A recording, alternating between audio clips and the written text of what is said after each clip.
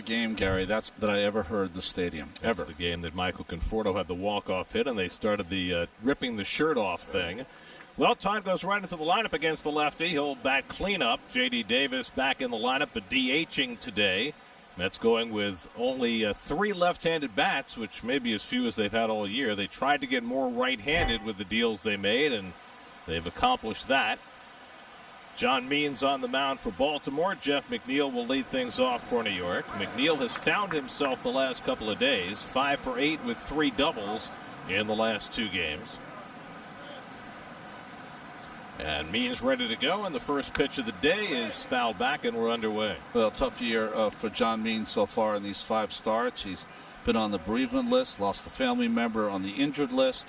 Last year was an all-star, 7-4 at the break with a 2.50 ERA.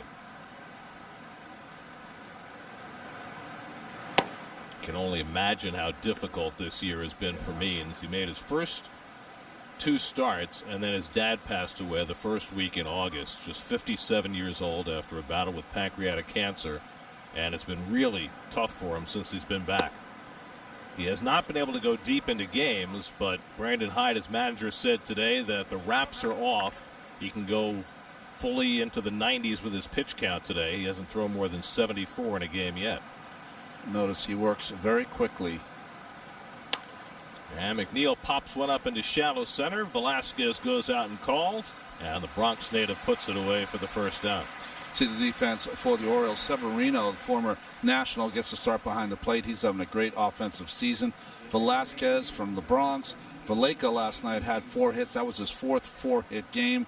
Nunez at first base. And in the outfield, the rookie Mountcastle Mullins, who showed us how to bunt in last night's game, and Santander, who's having quite a year. Here's J.D. Davis, who didn't start the last 2 days because his hip was sore after getting drilled by Aroldis Chapman. Chapman didn't hit anybody yesterday, but he did throw one right near the skull of Michael Brosseau. And Chapman just got suspended for 3 games after that little dust-up. J.D. just 2 for his last 21, and he takes a fastball for a strike, and it's 1-1.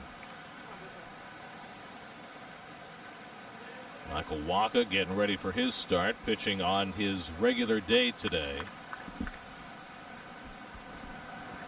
3 infielders on the left side against J.D., and he gets busted inside, and it's 2-1.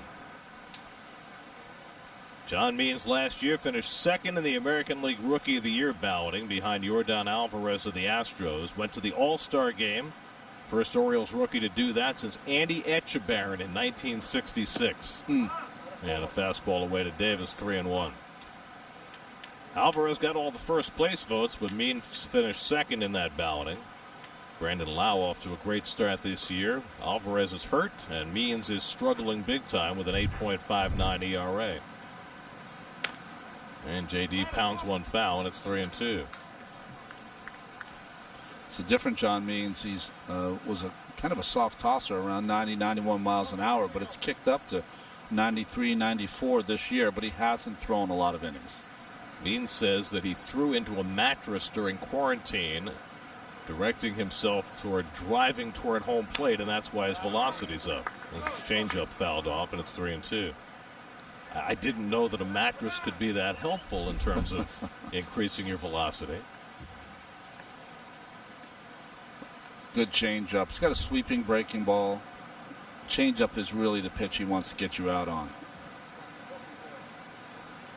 Michael Conforto hitting 3rd in the order on deck. And J.D. pulls one toward the hole. That's a base hit. He got it through the shift and into left field. And J.D. Davis is aboard with a 1-out single. When you watch the motion of John Means, watch the wiggle of the glove before he goes. That's to hide any kind of grip that he might take in his glove. He probably has tipped his pitches in the past, and very much like Ryan Dempster, a pitcher 10 years ago who originated that wiggle of the glove, he does it also. So if he's changing his grip, does he do it while he's wiggling, or does he wiggle after he changes the grip? Usually it's while you're taking the grip, Gary. So he wiggles coming down, and then he wiggles going back. Conforto lifts one to left field. Well hit. Back goes Mountcastle back at the wall. It's out of here. Michael Conforto with an opposite field 2-run homer. Number 6 for Conforto, and the Mets are on to an instant 2-0 lead.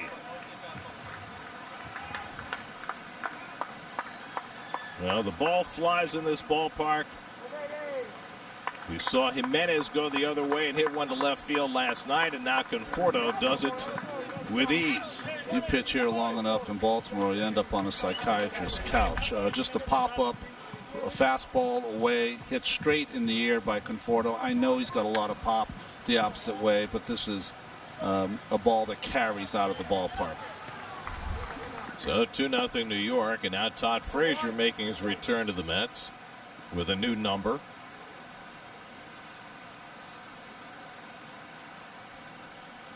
Todd wore 21 first time around with the Mets. Billy Hamilton's got that number, so Todd took number 33. Means in his last start pitched 4 innings against Toronto in Baltimore, gave up 2 solo home runs, the Vlad Jr. and Teoscar Hernandez. Change up on the corner, and it's 1-2. That Mets home run means City will donate $2,000 to No Kid Hungry to help fight childhood hunger. Now more than ever, kids across America need our help. Mets have not done a lot of scoring in the first inning. Before today, they had scored 9 runs in the first inning in 36 games. But they put up 2 in the opening inning today. 2-2 to Frazier. And the fastball inside corner, strike 3 call. Chris Conroy punching out Frazier, and that's the second out. Good pitch from John Means, right on the dot, on the knees, and inside corner. So Means has his first strikeout. 2 out and nobody on. Now the red-hot Robinson Cano. Robbie up to 380 on the year after his home run yesterday. In fact, he's homered 3 straight days over a 4-game span.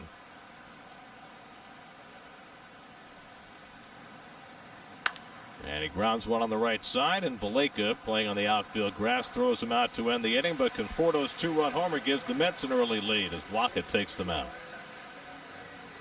Last night, so Brandon Hyde makes only 1 change, and that's his catcher. Jan Cisco started last night, Pedro Severino today, as the Orioles hit early and often yesterday, led by 2 Renato Nunez home runs. It's been very difficult, as you see the Toyota numbers, to judge Michael Wacha's last 2 starts. He's pitched 8 innings, has struck out 16 batters, but 8 runs and 12 hits. That's odd. You know, he's had, I mean, when he's getting them out, he's striking them out, but they're doing too much damage. Well, the right-hand hitters especially. Righties are hitting .371 against Wacha this year. The switch hitting Cedric Mullins, who showed off his bunting skills last night, leads off against Wacha. And Frazier comes way in at third as Mullins takes low and in for ball 1. I mean, that's I mean, you don't play that close against a pitcher trying to lay down a sacrifice. But you have to play that close because Guillorme did not and ended up with a hit. It's pulled down the right field line and just foul. 1-1. Like, you have to take it away from Mullins. You have to make him hit because that is not one of his strengths. He did have a base hit to the outfield last night in addition to a bunt single and a sacrifice, and then he was, well, not robbed of a hit, but robbed of another opportunity when Dom Smith went to the barrier and made a spectacular play, falling into the Orioles dugout. Wacha misses up and in, 2-1. By the way, speaking of Guillorme, he and Jimenez both survived the roster moves today. We talked a lot about them last night as the changeup sent for a strike, 2-2. But the Mets decided to excise 2 pitchers, the guys who pitched last night, Ariel Jurado and Franklin Quilomé, along with the catcher Ali Sanchez. Frazier with a diving stop, gets to his feet and throws out the speedy Mullins. Frazier making his presence felt defensively. Knew he had to hurry to pop to his feet against Mullins' speed, and he gets him for the first out. Listen, he did exactly what you're supposed to do. He took away the bunt, and with 2 strikes, he moved back and into the hole. And this ball to his left with the dive makes the play, gets up and throws a bullet to first base. Nice play by Todd. So 1 inning, 1 dirtied uniform, and 1 out. Now Anthony Santander takes a cutter inside for ball 1. Santander had a good night last night, a homer, 3 RBIs, leads the American League with 25 extra base hits. And he grounds 1 out to second base where Cano is there. And Waka's got 2 ground ball outs to start his day. Only Tatis has more RBIs with 33. You see the defense. Ramos back in there. Catcher Frazier after the great play at third base. Cano 2 games in a row at second base. And in the outfield, Jeff McNeil gets to start. Nimmo against left-handed pitching is probably going to sit on the bench with Marisnick healthy and Conforto every day this year except 1. Second time in a row that Nimmo has sat against the lefty. So here's Jose Iglesias DHing for a second straight day. He had 2 more hits last night. In fact, Iglesias has put together 6 straight multiple hit games. Ooh, almost got whacked on the noggin by that overswing by Santander. And Iglesias slugs 1 out to left, but there goes McNeil back to get it, and that retires the side. So a 1-2-3 first inning for Michael Wacha. Mets lead at 2-0 after 1.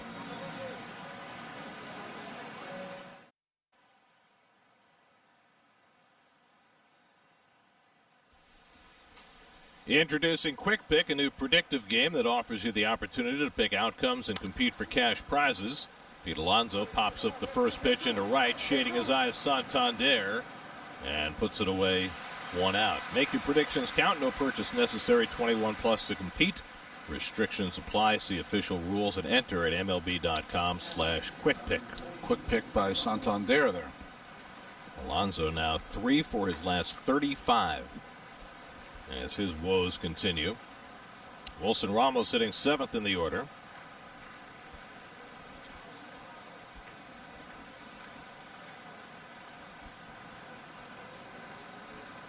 Ramos pinch hit last night, went 0 for 1. And he takes outside ball 1. Robinson Chirinos joined the team today.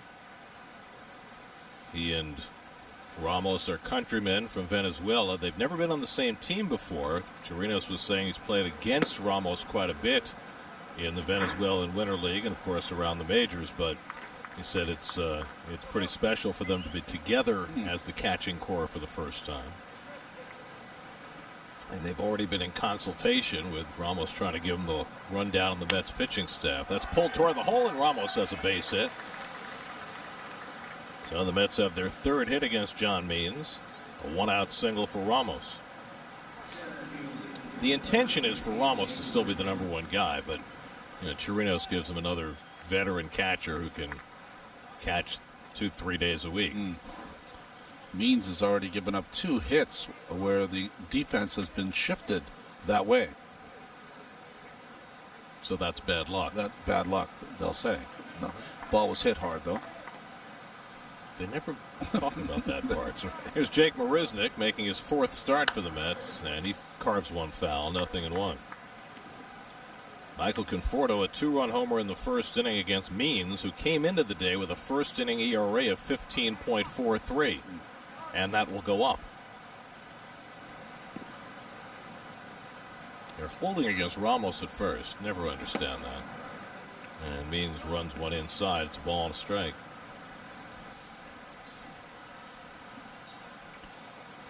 You see a lot of teams do it, so.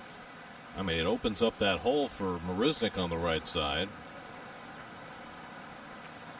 I mean, they will tell you they're not holding because he's off the base. But where you would like your first baseman to be, you would think with Marisnick, is behind Ramos and to Ramos's right.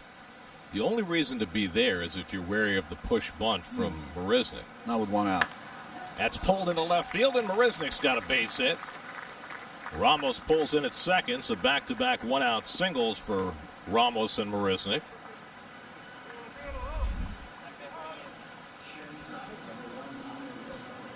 Fastball down, caught a little of the middle of the plate, and Marisnick, since coming back, has shown a nice quick bat.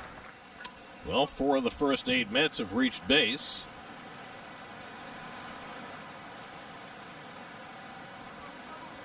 And now Ahmed Rosario, who after hitting the game-winning home run at Yankee Stadium has fallen back going 0 for his last 9, and he takes a changeup for a strike. There's the Ford leaderboard, highest on-base percentages in the National League. The Mets just a shade behind St. Louis for the league lead. Probably already caught him today. Getting 4 of the first 8 on base, all via base hits. And that's up the middle and caught by Velasquez. His toss is errant, but everybody will hold. So Velasquez able to flash over and pick off that line drive for the second out. Saw Velasquez in last night's game throw a ball that he shouldn't have. This one, if you have anyone on second with a little more speed, that might have become an issue, but nice play anyway to get the second out.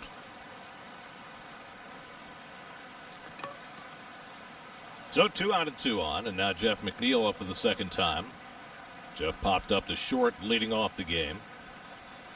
Jeff had 3 hits last night. Oddly, Jeff has 3 3-hit games this year, and all 3 have come in Mets losses. That's odd. It is odd, considering over his first 2 years he had 20 games with at least 3 hits, and the Mets won 17 of the 20. Well, this has been the ongoing saga for the Mets. They've had more at-bats with runners in scoring position than all but one team. They've left more runners on base than any team in the majors with that .219 batting average. And a cutter off the plate, and it's 2-0.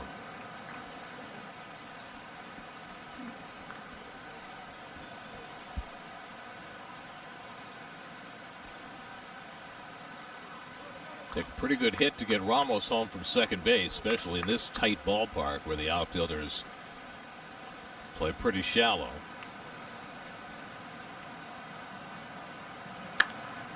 And McNeil fouls it away, 2-1. Well, you want to know how important runners in scoring position batting average is? These are the last 5 World Series champions, and all but one have finished in the top 5 in the majors with runners in scoring position. I would really like to hear Chili Davis's take on this, because I'm sure he's played on really good offensive teams that were great with RISP, and he's probably played on some good offensive teams that weren't. McNeil holds the swing. It's 3-1. Well, of course, Chili's off site this year, and I don't know what impact, positive, negative, or otherwise, that has had on the Mets offense. Well, I mean, they're raking, other than in the clutch moments. And, you know, you wonder how much of that is mental, and how much of that is physical. As Means gets the changeup over, and it's 3-2. I mean, you look at the chase rates with runners in scoring position, and they have gone up for the Mets compared to their overall chase rate in other situations. So that tells you that they've been a little bit anxious. Runners get set to go. Ramos at second, Marisnik at first with 3-2 and 2 out. And McNeil skies one to center. Right there is Mullins waiting for it. And that retires the side, and the Mets strand 2 in the top of the second. Michael Wacha back to the mound, up 2-0. At time, receive 10% bonus credit toward concessions and parking. For tickets, visit Mets.com/plans or call 718-507-TIXX. Renato Nunez had a big night last night with 2 home runs, including a 3-run shot his first time up. Now facing Michael Wacha in the bottom of the second. Nunez now with 9 home runs for the year, after hitting 31 a year ago. It'll be Nunez, then Pedro Severino, and Ryan Mountcastle. That's pulled down to Frazier at third. He knocks it down, picks it up, and throws out Nunez, one away. It's interesting. If you have to name the hitters last year with 30 or more home runs, Nunez would have been left off most people's list. The thing is, there were so many of them, you might run out of paper if you were trying to make a list. Exactly. Well, here's Pedro Severino. We first saw him with the Washington Nationals, and I remember we were pretty impressed by him defensively, but I don't think anybody expected him to hit the way he has this year. The Orioles have several players who have had breakout offensive seasons, and Severino's one of them. Hitting .309. He's 10th in the American League in on-base percentage. Second year in Baltimore after they got him on waivers from the Nationals. And he goes after the changeup and misses, and it's 0-2. High changeup. Wacha threw that changeup more than ever in his last start, over 40% of the time. It is a pitch he's always leaned on. But that last start against the Yankees, it became maybe a little too important to him. It's 96 on the gun with that fastball. Haven't seen a lot of that from Wacha. He's got to make sure when he has those 0-2 pitches and he wants to dart that fastball, he's got to keep it down, because when it's up, it's straight.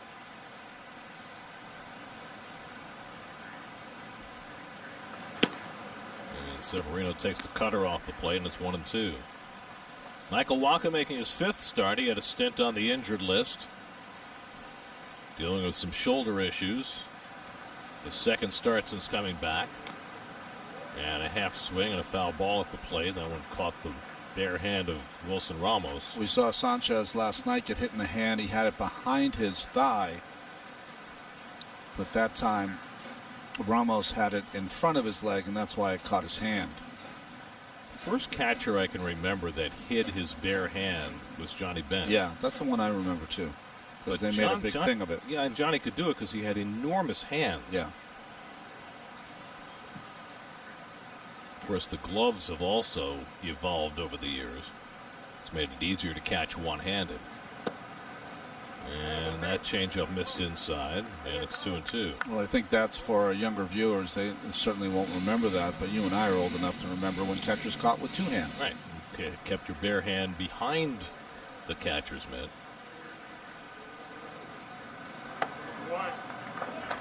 And that just missed. So Wacha just missing the edges. And it's 3-2 to Severino. Ryan Mountcastle, the rookie left fielder, is on deck.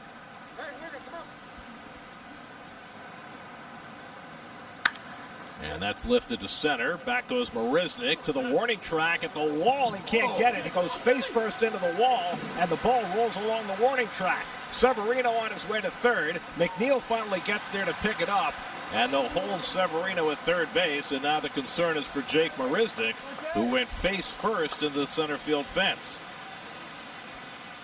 Face you first. You can see his nose got a little bit of the brunt of that, and the trainer is on his way out. Brian Chiclo out to see if Marisnick is okay. A cutter away, and Severino got it right on the barrel. And this is like running as fast as you can into a wall. And the Mets were fortunate that Severino didn't circle the bases. McNeil came all the way over from left field to retrieve it. That's shades of Aaron Rowan. Remember him in Philadelphia a few years back? The Beltron, but he made the catch. Oof. Well, it was Xavier Nady. Yep.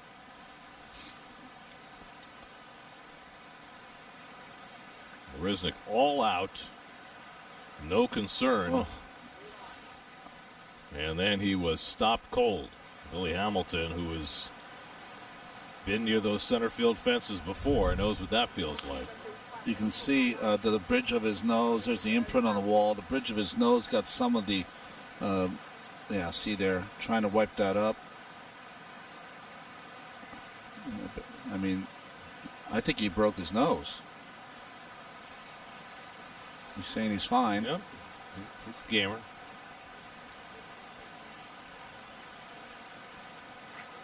He's going to have a black eye. I mean, to go after that ball fearless the way he did, that was very Rowan-like. You're right. I mean, Rowan hit his face on an iron bar that they had not put a pad over yet when they were just opening that ballpark in Philadelphia. But this, even with the pad, he was going so fast. And there's like 10 NFL teams just called the Mets after that. He's going to stay in the game. And he gets a nice fake hand from the fake crowd. First career triple for Pedro Severino.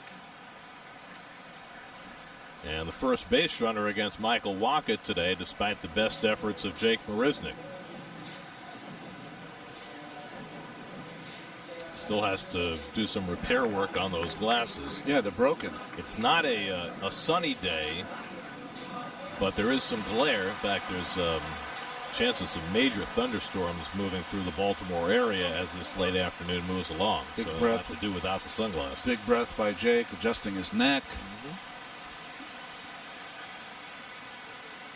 So now Mountcastle steps in with a runner at third and one out. Mets will play the infield back. And Mountcastle slices one foul. 0-1. It's the only second night we've seen Mountcastle, but he's a young hitter. He wants to swing the bat. He's very aggressive. He's in a runner in scoring position place right here. So use that aggressiveness if you're Walker against him. You don't have to feed him a lot of strikes here. 0 for 4 last night. Didn't have the ball out of the infield. But he lines this one to left field. McNeil off the plate on a hop, a base hit. Severino will come in with the first Baltimore run.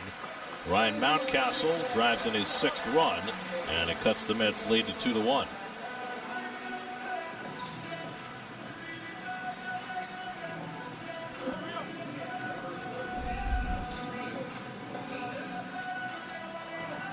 The ball right down the middle. Trying to come inside to jam him. Wasn't able to do it. Good hitting by Mountcastle. McNeil had an idea about throwing home because Severino had frozen on the line drive. Saw somebody get thrown out at the plate. Yeah, it was on a bases loaded force play from an outfielder recently. Freddie Galvis. It was a 9-2 play. Right. Base hit to right. He went back to tag. By the time he got to tag, right fielder had the ball, and they forced him out at home.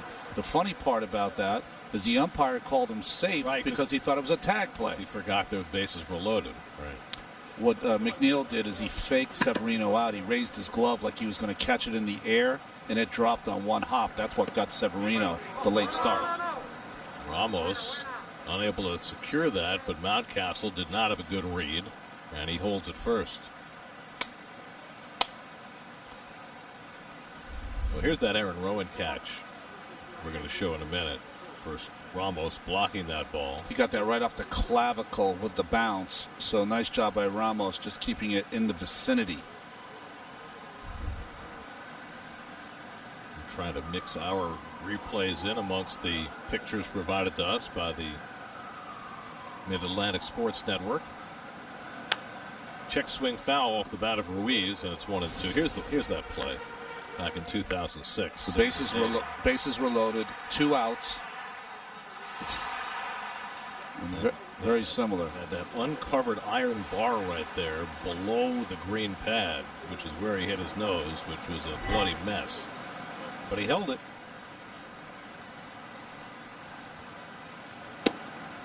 They were planning on padding that bar on the next, while the Phillies were on the road, the next trip. Well, they went the next day on the road. Right. His timing was bad. Yeah. If anyone had to run into the center field wall, Rowan was the guy. Tough-nosed player. Rio Ruiz with a 2-2 count. And he fouls off the changeup. So you see Walker's trying to establish against the left-handed hitters that fastball or cutter inside coupled with the changeup away. So it's up and in, down and away kind of combination.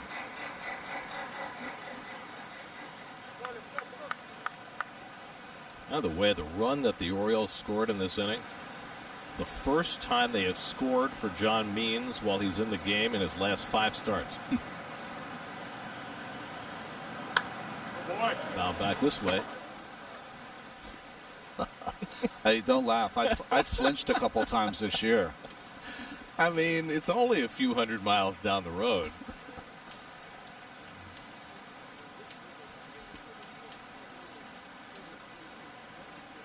Resnick keeps on checking, making sure nothing's broken. Hopefully that was St. Christopher. 7th pitch of the at-bat from Waka. And Ruiz skies one out to Marisnick. This time no walls to hit. And right in the middle of the green grass, he makes the catch for the 2nd out. A little easier play. So 2 out and a runner at first. And Pat Valaika coming up. Valleca getting another start at second base on the heels of his first career 4-hit game last night. Playing second base because Hanser Alberto, our favorite Oriole, is out of the lineup with a bit of a knee issue. If you weren't watching last night, Hanser Alberto's dad, Tony, is a noted play-by-play announcer in the Dominican Republic. As Ronnie said, part of the fraternity. Taken for a strike by Valleca, but Valleca did a very nice job filling in for Alberto last night. Former Rocky, now hitting at .275 for the year. Raised his batting average 38 points. It's a short enough season that you can probably, do that kind of thing even down the last couple of weeks. Usually, April, May are the months where you can move your batting average significantly with one good day.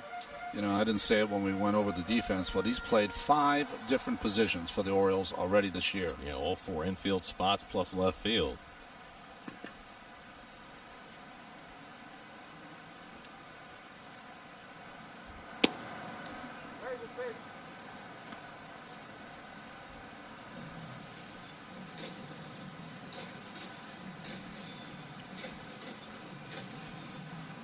Versatility is becoming more and more important in this game as benches shorten and bullpens expand.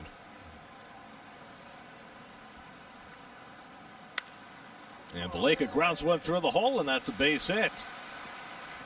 Just reached out and touched it, and that's good enough for another hit for Valleca, who's now 5 for 5 in this series.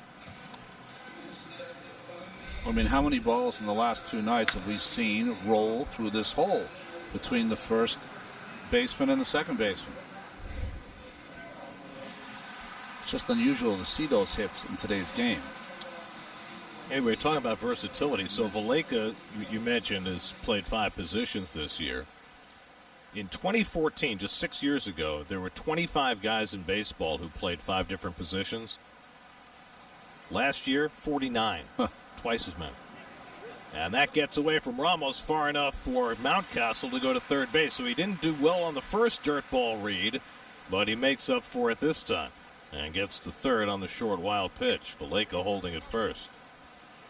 Now, the reason these are so hard for Ramos to block is that Walker is bouncing this changeup before the plate. So it's coming up neck high to Ramos. It's hard for him to smother it. Not making an excuse. I'm just saying there's different kinds of balls in the dirt. Some are harder than others. So first and third and 2 out. Andrew Velasquez at the plate hitting just .156, 1 for 3 last night. And a throw down to first by Ramos, and Valleca gets back. Valleca had a big secondary lead, and Ramos recognized it instantly. Dangerous play, though.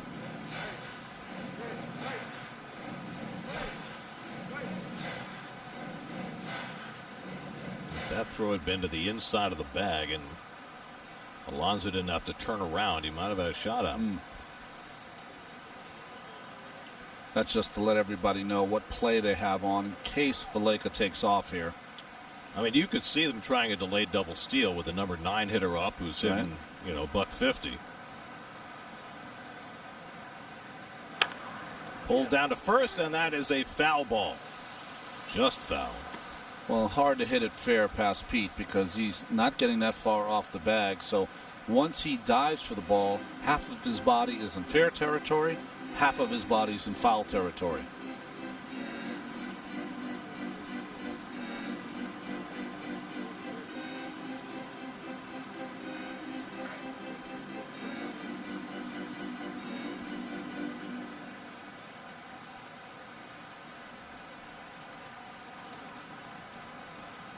Two-1 to Velasquez.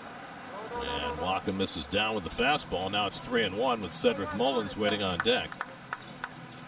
You have to. This is one of the moments in a game where, as a pitcher, you just have to challenge a guy. It's 3-1 count. He's batting a buck and change, and a more dangerous hitter behind him.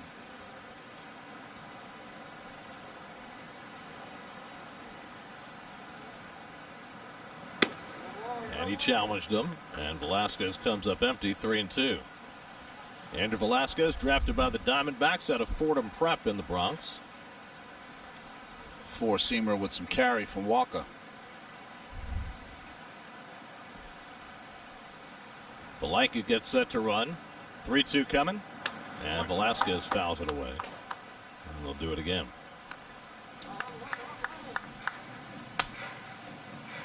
Walker threw just 9 pitches in the first inning. 28 already in the second inning. He's given up a run and trying to hang on to the lead.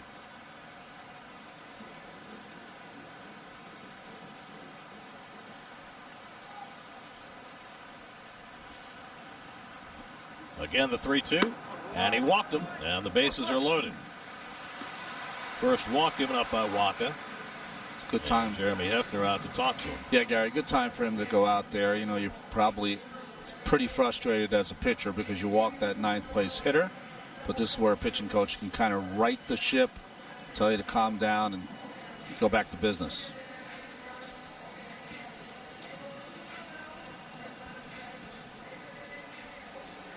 Walker was like a comet coming across the sky when he first broke in with the Cardinals. Just like Adam Wainwright, he not only pitched well in the regular season, but was unbelievable in that 2013 postseason. That's his career pitching totals. 19 games over 500 and 156 starts now. He was the MVP of the 2013 League Championship Series. Took a no-hitter into the 8th inning, I believe, against the Pittsburgh Pirates. Bases loaded, 2 down. Here's Mullins. And he swings at the first pitch and bounces the cutter foul. Well, that was the postseason for Walker in 2013 as a rookie. No rookie pitchers ever had more strikeouts in a postseason than the 33 that Walker posted.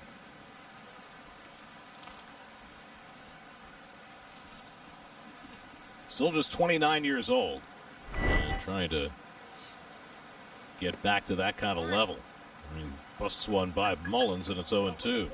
Mullins grounded out. Good play by Frazier to get him in the first inning.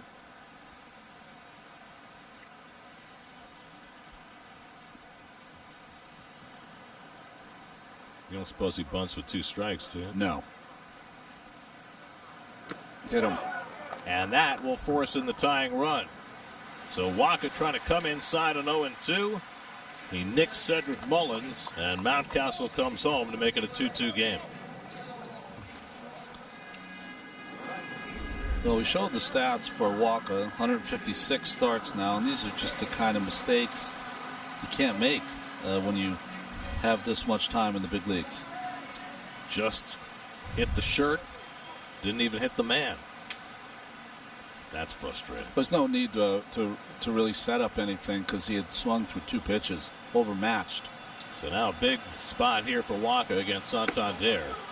And he misses up high with the cutter for ball 1. And the Mets bullpen's going to go quickly to work. And David Peterson, who was just moved to the bullpen today, is going to get a baseball and get himself ready. I would have someone up who is a reliever to get out of this inning if it gets away from you. And they do. Brad Brock is up as well. Okay, good. Sorry about that. I didn't see him. I mean, David Peterson has never relieved in a professional game, major league or minor league. So you don't know how long it's going to take him to get ready. 2-0 to Santander, and he cranks one down the right field line, headed toward the warehouse, but foul. Well, we mentioned Santander leading the American League in extra base hits. He's 5th in the league in slugging percentage. Coors Light beating the pressure. 13 doubles.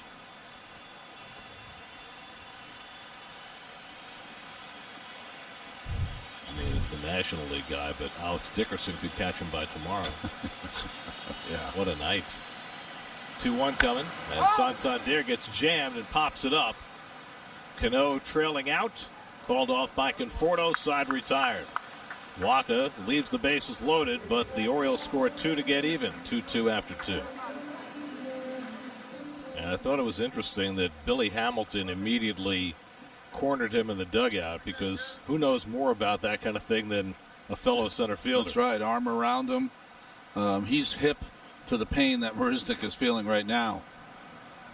You know, over the course of being with a club, you establish who you are by, of course, you know, the clubhouse, the dugout, but it's by your play on the field. And many of the players don't know what kind of player Jake Marisnick is. They've seen him on TV with the Astros. But that's how you build up your legacy of who you are, that you have the ability in a game, starts at 4:05, run straight into a wall to try to catch a ball for your pitcher. Much appreciated by your teammates and by the pitching staff. J.D. hits one slowly, tough play. The bare hand pickup by Ruiz, and he'll put it in his pocket. And J.D. Davis is 2 for 2. So with Ruiz playing way back, J.D. tops one and winds up aboard. Meanwhile, Jake Marisnick mourning the loss of his sunglasses, which took a hit. He's hanging on to them. He does not want to toss those sunglasses. He's not tossed them in the trash. Those are his gamers. Or is his gamer. You know, every club has a coach generally who is a glove fixer. You know, the guy who knows how to take out the tools and make sure to knows how to restring your glove and tie it just right. But does every club have a sunglass repairman? Yes, because the guys who wear glasses need someone. You need that little screwdriver tool that's only good for glasses. You always have that tool too. Conforto homered his first time up, and he grounds this one to the right side. Valleca, Velasquez, and safe at first. I could say Valleca, Velasquez all day. Right. Conforto beats the Rap at first base. Well, this play is not made because of where Velasquez was. He wasn't able to come from the other side with any momentum. In the shift, he had to go across the bag like a second baseman and didn't get a lot on that throw, but he might have got enough. Well, I think the Orioles are going to challenge this call, and indeed they are. Let's see. Yeah, he's He's out. out. Come on. That's Larry Vanover, the crew chief, and the first base umpire who made that call, and it will seemingly be overturned. So I take it back. They did make the play, so it was a good play. The reason it was as close as it was what you were trying to say, Robbie. Oh, my goodness. Dan Iasonia and Bill Welke are the crew chiefs in the replay center. They should be able to parse this fairly quickly. All the ball has to do is hit something on the inside of the glove before the foot hits the bag, and that certainly appears to be the case. And they do overturn the call. So it's a 4-6-3 double play. Valleca, Velasquez, Nunez.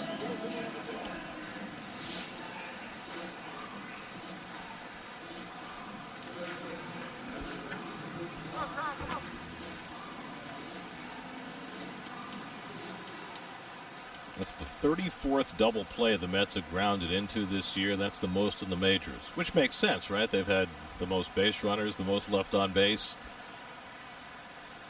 and the most grounded into double plays. Here's Frazier with 2 out.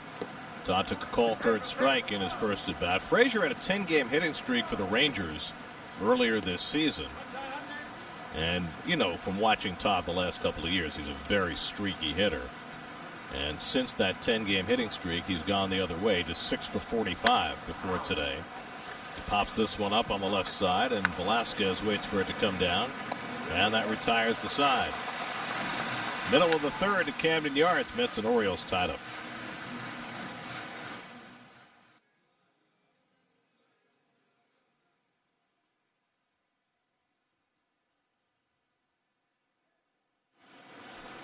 Home third inning, Jose Iglesias leads off against Michael Wacha in a 2-2 game.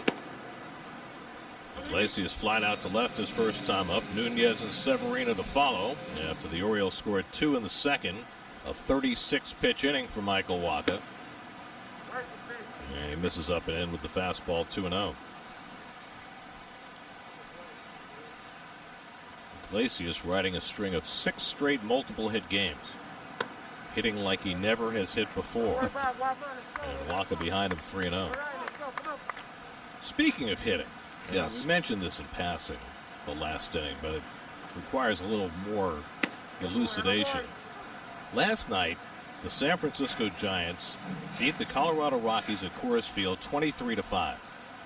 Alex Dickerson, big slugging left-hand hitter for the Giants, became the first Giant, not just San Francisco Giant, but the first Giant going all the way back to the New York days into the 19th century to have 5 extra base hits in a game. Willie never did it?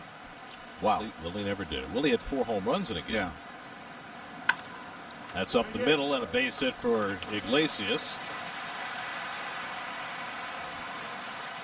So a leadoff hit for Iglesias, who now has a 10-game hitting streak. Anyway, so Dickerson had 3 home runs, came very close to a 4th, but wound up with 3 homers and 2 doubles. And that was a great individual feat, but he had help. Donovan Solano and Brandon Crawford each had 6 RBIs in that game as well. The first team in history to ever have 3 players drive in 6 runs in the same game. Wow. And the Giants have 6 more runs today at Coors Field. Dickerson has another extra base hit. He has a single and a double today. Giants have scored 29 runs in the last 2 games. That's the most they've scored in a 2-game span since 1944. And they're only in the 5th inning today. And the Giants, with a win today, can get back to 500. Renato Nunez drills one foul. There are the standings in the NL West.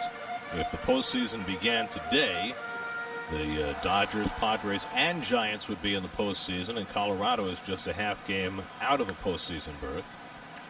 And there's the score at Coors Field today. It was Kyle Freeland starting for the Rockies. He gave up 4 runs in the first inning. Nunez golfs one down the right field side foul. Sorry, Gary, that Dodger record of 27-10 over the course of a 162-game season, that would be north of 116 wins. That's a lot, right? Yeah, that's a good number. One more note on offense yesterday. So Dickerson hit 3 homers and drove in 6 runs. He was not the only big hitter yesterday, as Nunez gets a curveball and fouls it off. Marcell Ozuna for the Braves hit 3 homers and drove in 6 at Fenway. And Brad Miller for the Cardinals in their demolishment of the Reds had 2 homers and 7 RBIs. It was the first day in Major League history there had ever been 3 players hit at least 2 homers and drive in at least 6 runs. I guess the baseball isn't really deflated. Here's the 1-2. And it's lifted foul and out of play. Just the pitcher's confidence. Here's your drive around the majors. Audi, the NL East. Starling Marte, what a debut for the Marlins. Hit the home run in the bottom of the 8th to lift them over the Blue Jays.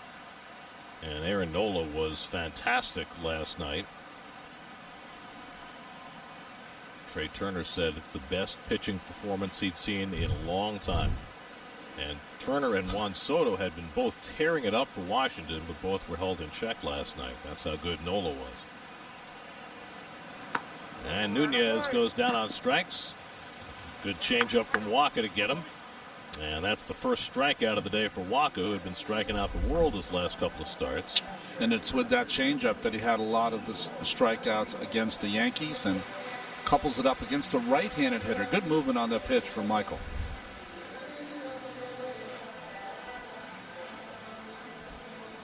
So 1 out and 1 on. And now Pedro Severino hit the ball to center field, on which Jake Marisnick planted his face into the wall. Severino wound up with his first major league triple. Anybody else, and it might well have been an inside the park home run.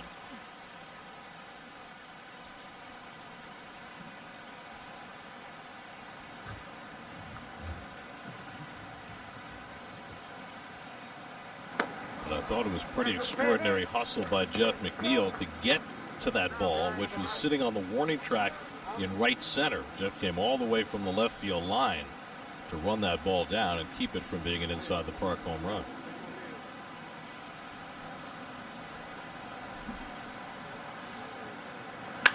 Severino drills one foul into the netting, and it's 1-1. This is not the Severino swing I remember. It was at the Nationals. Some serious bat speed from Pedro. He's 27 years old. Last year hit .249 with 13 home runs for the Orioles, but he has really upped his offensive game. It's a Baltimore team that has the second highest batting average in the American League. They don't walk much. They're very aggressive. And we saw them wrap out 15 hits last night. Walker bounces that cutter, and it's 2-1. Yeah, they have a lot of first pitch hits. Very aggressive team. A lot of young hitters. In a lineup where they're missing their best hitter, who's out for the season, Trey Mancini, who is battling cancer and hopes to be back next year. Change up for a strike, and it's 2-2. Mancini, not just their offensive leader, but really their spiritual leader as well. 35 home runs last year. But it's given some other guys a chance to shine, and this is a Baltimore team that has lost an enormous number of games the last 2 years. They're in the midst of a rebuild, and they're finding some of the pieces that are going to stick for the long term. Iglesias at first with one out. And it's taken away, 3-2. For example, Gary, Santander might not have gotten as much playing time. Mancini is their right fielder. And Renato Nunez. Yep. Right? This Mancini also played some first base. 3-2 with one out. Iglesias not going. And Severino down on strikes. Good changeup by Waka to get him. So back-to-back strikeouts by Waka, both with the changeup. Well, he has the great ability to not only strike out hitters that are right-handed, but left-handed with that changeup down and in. Did enough with the fastball to get him off that pitch. He gets the swinging strike. So 2 out. Iglesias still at first, and now Ryan Mountcastle, who drove in the first Baltimore run with a base hit in the second.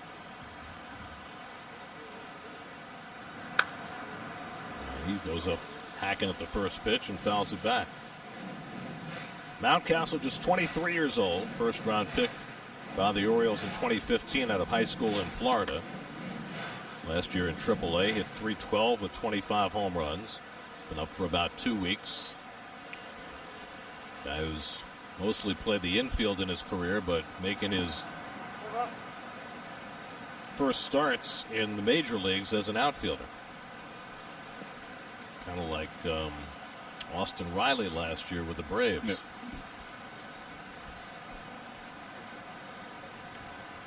Albert Pujols when he first came up with the Cardinals.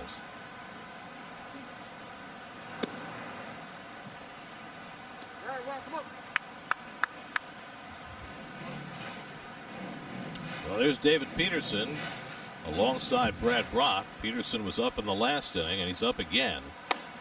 And again, you just don't know about his ability to get himself ready out of the bullpen.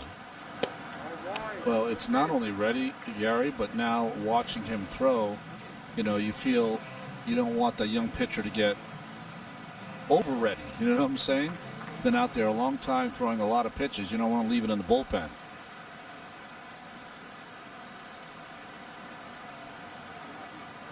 Two to Mountcastle, and it's up and in with the changeup. And then there's the concern about getting him up, sitting him down, getting him up again. I don't know whether, as a starting pitcher, that's a good thing or a bad thing, as opposed to a reliever who's used to getting ready and coming in. Anything that doesn't replicate how he gets ready for a normal start is a bad thing. Iglesias gets set to run. 3-2 coming. And Mountcastle lifts one out to right. Plenty of room for Conforto, and that retires the side. A leadoff hit. Waka works around it. Keeps it a 2-2 game as we go to the fourth.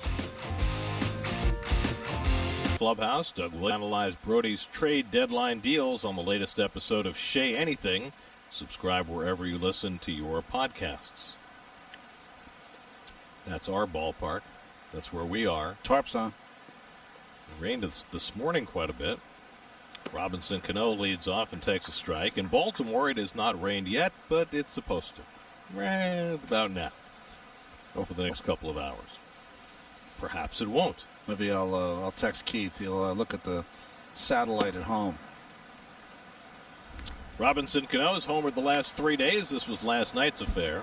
Got a little hanging breaking ball, just got the barrel to it, and once it got in the air, you have to add high enough to get it over that right field wall. It might be higher than the wall in Pittsburgh, right? Pittsburgh's 21 feet in honor of Clemente. I'm not sure about this one. Grounded on the right side, and Valleca throws out Cano for the first out.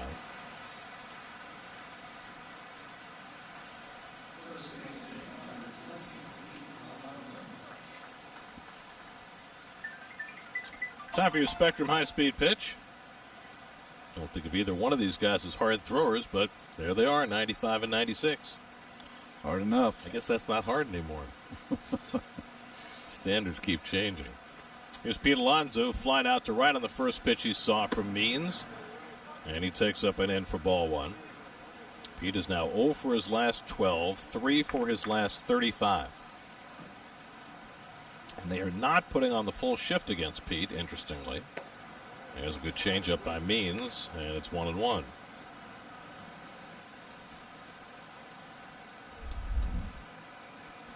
Fastball up and in off the plate, changeup away. They've been doing that since 1880. What about before then? That's as far as my memory goes back. Well, I think before that you were able to ask for a high pitch or a low pitch. That's right. But then again, the pitchers were throwing from 45 feet away. So. It was a ball and play league then. It was like slow pitch. Popped up into shallow left center. Out goes Velasquez, gives way to Mountcastle, and that's the second out. You know, we talked about it last night. We showed the graphic about Peach just not seeing a lot of strikes. And when you know, Ramos is struggling behind him. When you're not seeing a lot of strikes, you got to do one of two things. One, you have to start walking a lot. Or you swing at him, and you swing at him, sometimes you get yourself out, and that's what he's been doing. So 2 out. Here's Ramos, so to base it into left his first time up. And he takes this one to right for a hit. So Ramos is 2 for 2. A 2-out single for Wilson. And the Mets have their 6th hit against Means. Bullet to right center by Ramos. When he's going good, these are the hits you'll see in bunches.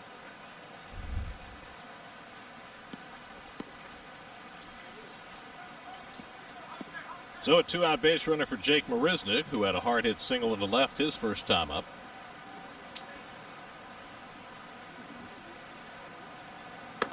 So now 2 outs. And Renato Cruz at first base is Renato Nunez not playing behind him. Now he's going behind him where he should be.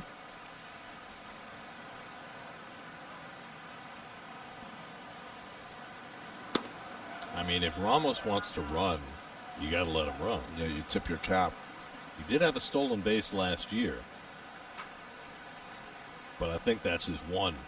I don't think he's getting any more. Means now behind on Marisnick 2-0. And he throws him another off-speed pitch. So Means really leaning on his changeup in this inning.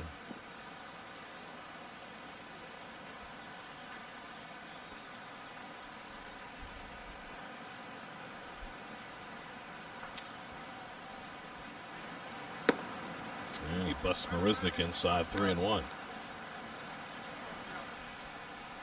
Ahmed Rosario batting 9th in the order. He would be next. That's trying to snap a 5-game losing streak, their second 5-game losing streak of this season, which has only been going on for 5.5 weeks. 3-2 to Marisnick. And time runs short after today, only 23 games remaining. Beginning play today, the Mets were 2.5 games out of the last postseason berth, which is not a big deficit, but you only got so much time. Ramos gets set to run, and Marisnick drills one down the left field line, foul. Well, you might be 2.5 out, but there's other teams that are trying to fight for that position too. The Cincinnati Reds, in fact, have the same record as the Mets. Right.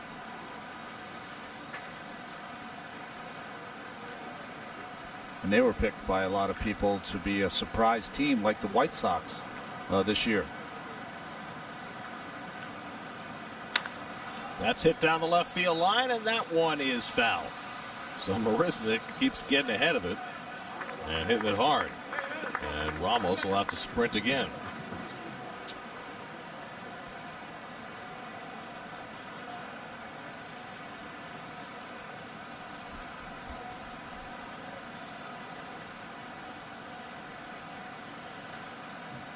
Eighth pitch of the at-bat coming from Means to Marisnick. And he grounds one down to third. Ruiz will go the long way with it, and that retires the side. A hit and one left. Middle of the fourth in Baltimore. Mets and Orioles tied at 2. Ripped to left. Oh my goodness, he's done it again. Now this Sunday it'll be 25 years since Cal Ripken Jr. played in his 2,131st consecutive game, breaking the mark that was long deemed unbreakable out of the Iron Horse Lou Gehrig. The longest consecutive game playing streak in history wound up at 26-32 before he finally sat. It was truly one of the iconic moments in baseball over the last half century. 25 years ago, how's that possible? And after the labor unrest, one of the main reasons baseball came back. David Peterson, first professional relief appearance. He had made 5 starts this season, and he had never worked out of the bullpen in the minor leagues either. 49 starts in the minors, but here he is working in relief against Rio Ruiz, who dumps one into left field for a base hit. Well, you see his numbers this season, but what you have here is similar to what you had last night. It's kind of a tandem game. Last night it was Gerardo and Kilome, and tonight this afternoon it's going to be Wacha and Peterson, or you're hoping. Well, Wacha and Peterson both pitched the same day in the doubleheader last Friday. Wacha went just 3 innings. Peterson went 4, both coming back from the injured list. And we'll see what Peterson can do here. And, again, he's never been in this spot before. They had him up a couple of times before they brought him in. And Wacha leaves after 3 innings. Here's Pat Valaika, who's 5 for 5 in this series. And he carves one foul, 0-1. So Wacha threw 69 pitches over 3 innings, allowed 2 runs, 4 hits, a walk, 2 strikeouts, a hit batsman, and a wild pitch. He had an easy first inning, but then threw 60 pitches combined between the second and third. And I think in a perfect world, he probably would have got the bottom of the order to pitch 4 innings, but Peterson had been up twice. So they felt compelled to bring him in. So this really speaks to what you were talking about in the open today. Wacha has now made 5 starts this year and pitched a total of 20 innings in those 5 starts. So it's the 14th time in 37 games that the Mets have gotten no more than 4 innings from their starter. And as the changeup misses from Peterson, it's 2-1 to Valaika. And that sounds like an enormous number, right? 14 out of 37 starts, they've gotten 4 innings or fewer. How about this? The Red Sox this year have already had 24 games where their starters thrown 4 innings or less. But the Red Sox had no pitching staff coming in. The Mets thought that they did have some stable arms that could take regular turns in the rotation. Valaika pops one up. Rosario retreating. Marisnick coming in, and it's Marisnick to put it away, and the Mets finally retire Pat Valaika, first time in the series. So 1 out and 1 on. Well, so much has changed since the Mets got to spring training. Obviously, the Tommy John surgery that felled Noah Syndergaard for the season was an enormous blow. Marcus Stroman suffering a calf injury and then deciding to opt out was big. Steven Matz struggling, going to the bullpen and then winding up on the injured list was another blow. And Porcello and Wacha have not gotten as deep into games and been as successful as they had hoped. So that means that other than Jacob deGrom, the starting rotation has not performed as anticipated.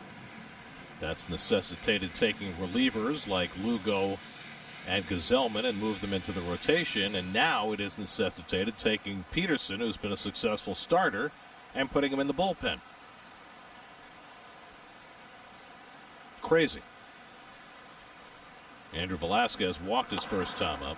Well, for an organization the last many seasons has had a traditional kind of starting five, just not traditional anymore. But when you think about the move to take Lugo out of the bullpen and put him in the starting rotation, and now you juxtapose that with taking Peterson out of the rotation and putting him in the bullpen, on the surface, it doesn't make a lot of sense, but I think it really speaks to the diminishment of starting pitching in baseball in general as the weapon that eats up the majority of the game. By the way, Lugo has not been scheduled for his next start. They're going to pitch Gazelman against the Yankees tomorrow, Porcello against the Phillies on Friday. Gary, putting Gazelman and Lugo in the rotation at the same time, both guys trying to build up to a pitch count, was a long run move in a season that doesn't have a long run. Right. And of course there's been, the commensurate trickle down on the other side because you were counting on the rest of your bullpen, Betances, who's now hurt, Matz, who's now hurt, Wilson, Diaz, Familia, to pitch at a certain level, and that hasn't happened. Velasquez strikes out for the second out. Now, this is what we were talking about before, the percentage of innings that the bullpens have been asked to eat up.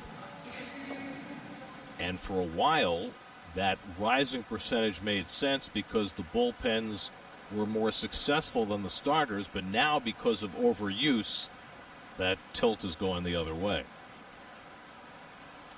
Here's Cedric Mullins, and he grounds one foul.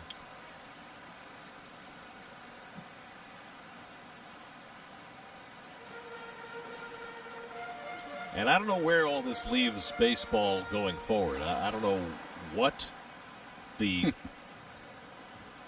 plan is going to be in a 6-month season, in a regular full season for the majority of teams going forward. That's it toward the hole, and Mullins has a base hit. Ruiz pulls in at second.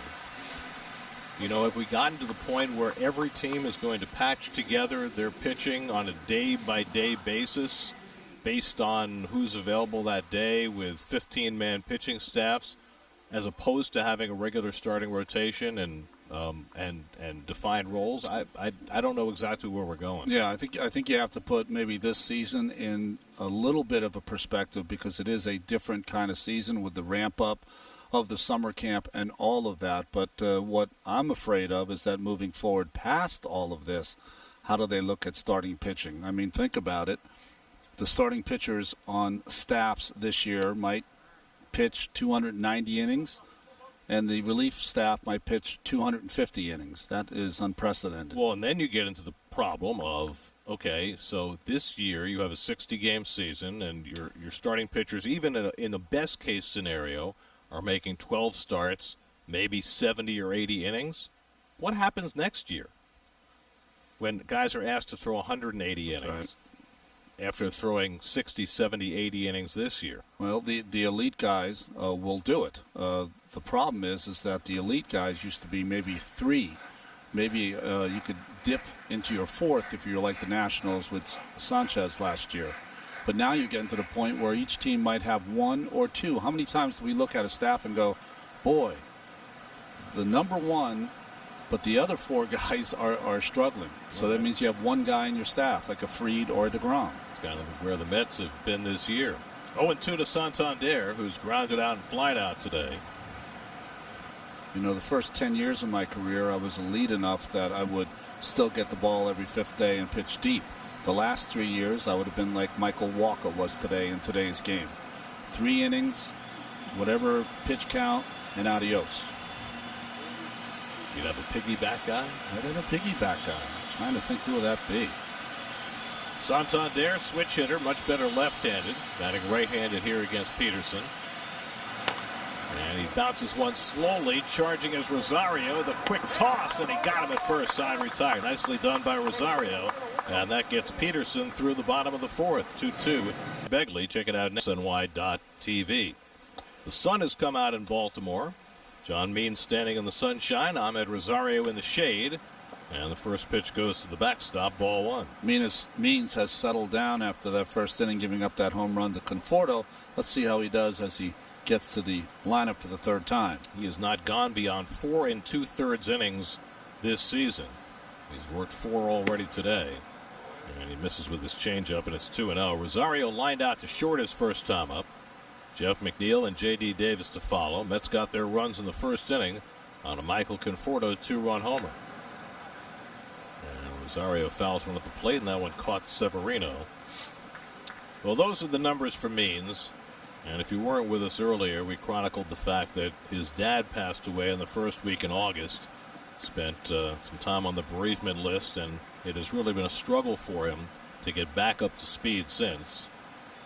And you can understand just how difficult this year has been in every respect for John Means, who had a spectacular rookie year last year. A swinging strike on a changeup, and it's 2-2.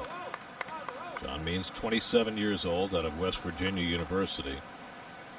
Had a winning record, 12-11 for a team that lost over 100 last year. And you see only Tom Seaver and Jose Fernandez have had that many wins for a 100-loss team over the last 70 years.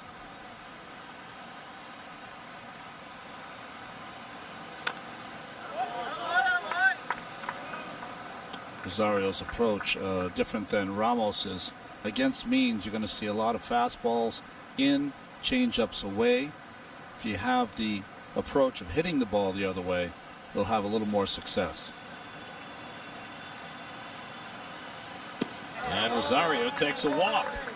That's 2.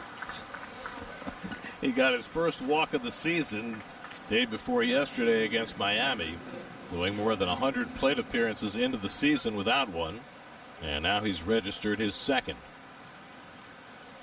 That's the first walk given up today by Means, only his 4th walk in 18 innings this year. So the Mets have the tie-breaking run at first, and now Jeff McNeil. And if you're thinking about Rosario stealing a base, don't. Means is almost impossible to run on. In fact, in his major league career, he's given up exactly 1 stolen base. And it probably wouldn't surprise you if you're a Met fan that that one belonged to John Birdie. Yeah. There's only been 2 stolen base attempts, and the other attempt was when a runner got picked off at third by the catcher. And that was Guillermo Heredia, who is now a Met over in the alternate site. And it's outside to McNeil, and it's 2-0. So Means all of a sudden having trouble throwing strikes. Yeah, behind the first 2 hitters, 2-0.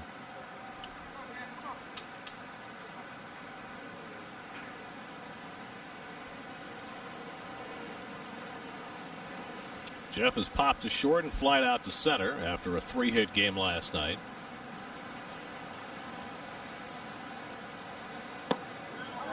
One of only 3 left-handed bats in the Mets lineup today, which is very unusual. He and Conforto and Cano. Luis Rojas was talking about how difficult it's been for the Mets against left-handed starters, and the numbers bear it out. They're 4-10 against lefty starters. One of the reasons they wanted to bring in a guy like Todd Frazier, balance out their lineup.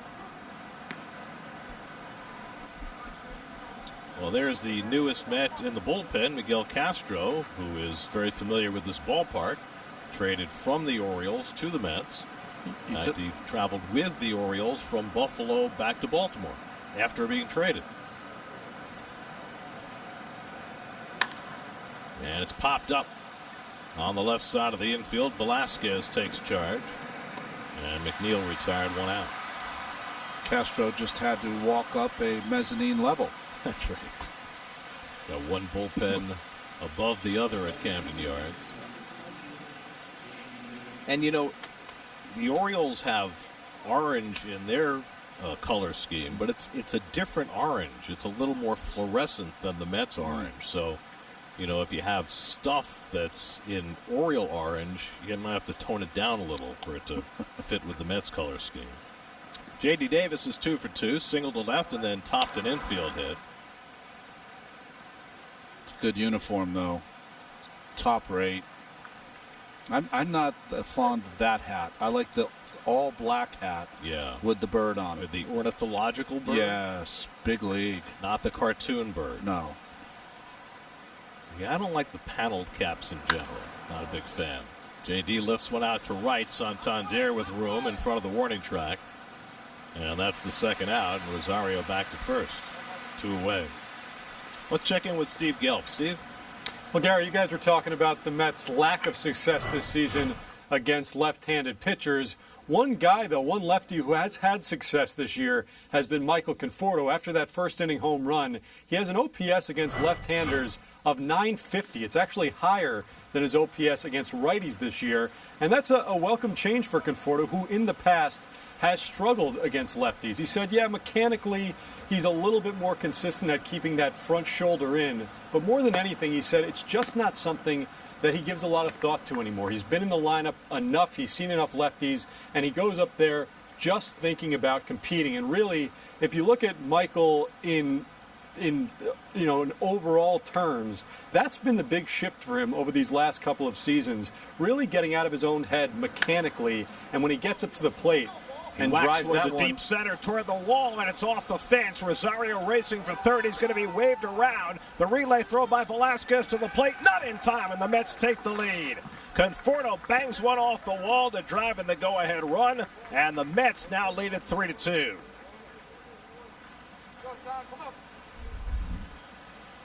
Breaking ball that stays up from Means. Conforto covers it.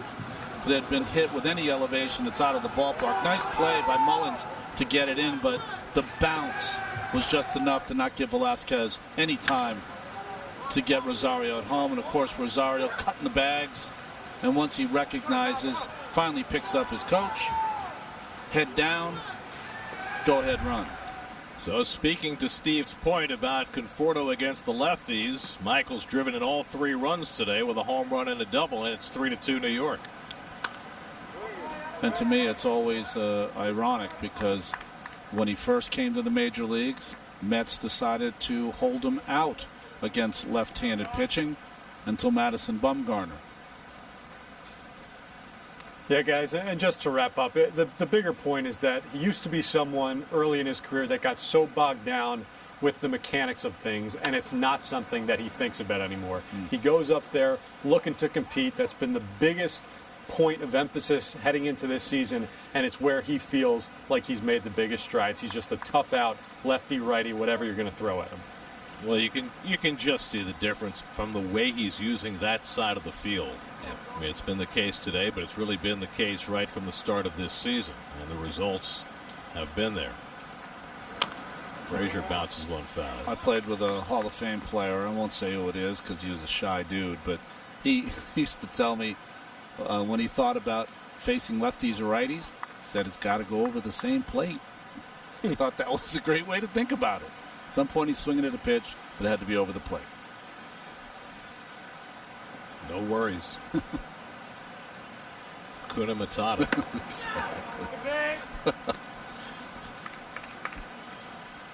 Frazier's taking a call, third strike, and popped to short. Plugged right into the cleanup spot against the lefty today. But it's been the left-hand hitter in front of him, Conforto, who's had the big day against John Means.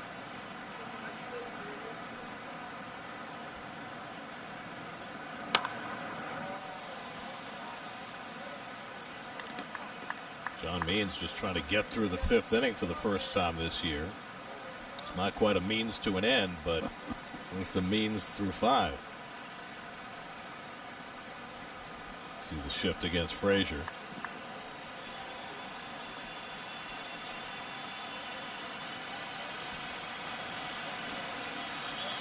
Conforto at second, and Todd breaks his bat, pops it up into shallow center. Mullins coming on, and he gets there to make the catch, and that retires the side. But Conforto's third RBI of the day, a double off the wall halfway through. 3-2 New York.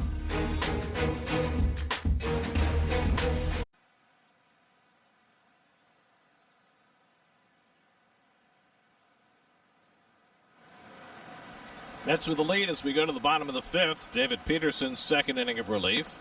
Jose Iglesias takes outside ball one. Peterson gave up a couple of singles in the fourth inning, but got Santander to ground out to get out of it. Iglesias 1 for 2 today, single to center his last trip, and he takes low and away from Peterson 2-0. Peterson took over from Michael Wacha, who went the first three, the first relief outing of David Peterson's professional career. After 49 minor league starts and 5 more in the big leagues. Renato Nunez on deck, and then Pedro Severino for the Orioles in the home fifth.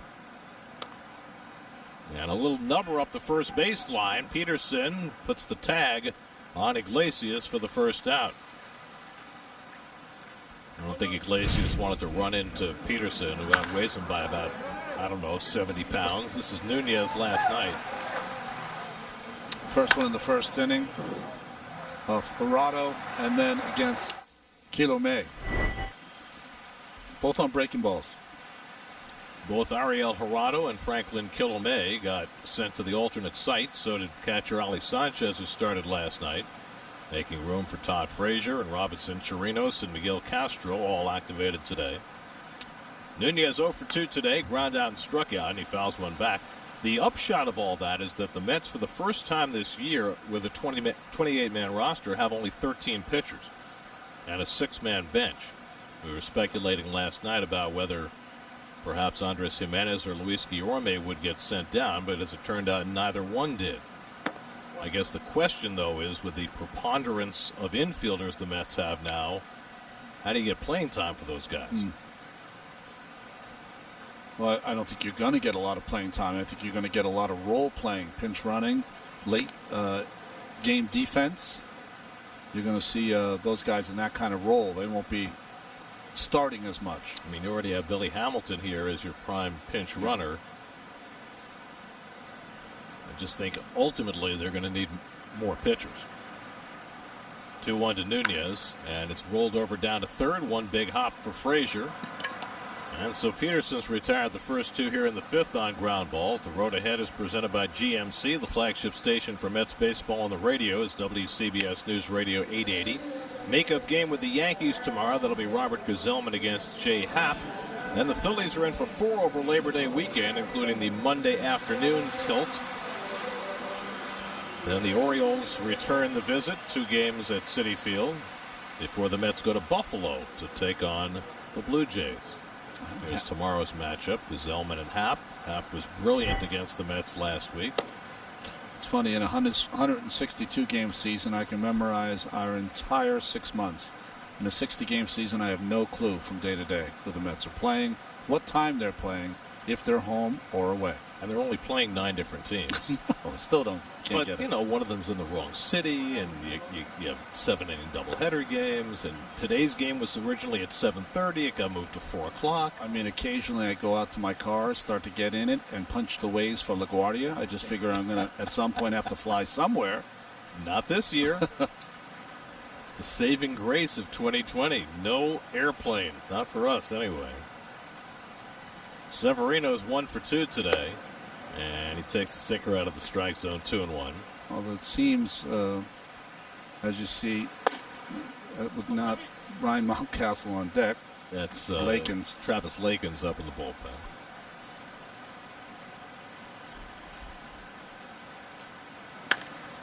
Late swing foul, 2-2.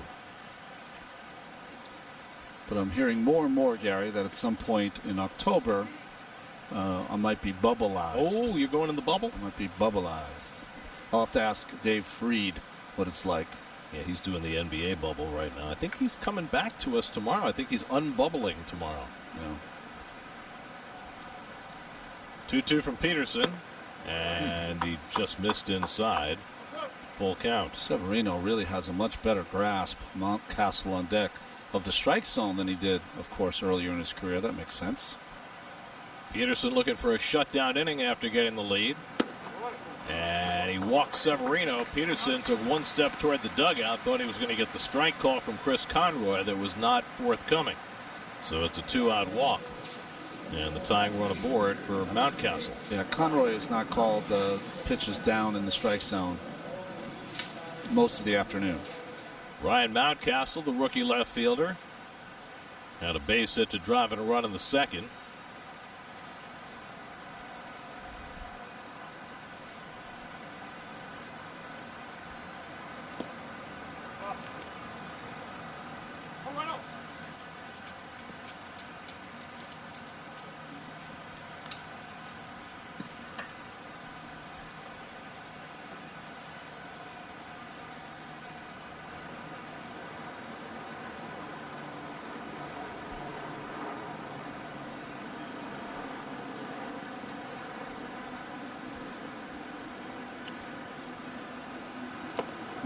Mountcastle has to move his feet 2-0. This copyrighted telecast is presented by authority of the New York Mets.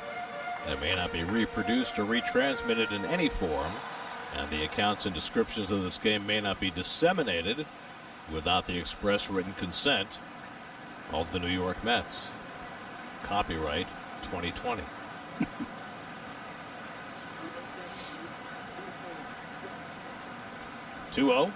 And Mountcastle gets jammed and pops it up. Cano goes out to get it. That retires the side. A walk and one left for Peterson, and we've played 5 in Baltimore. Mets up 3-2.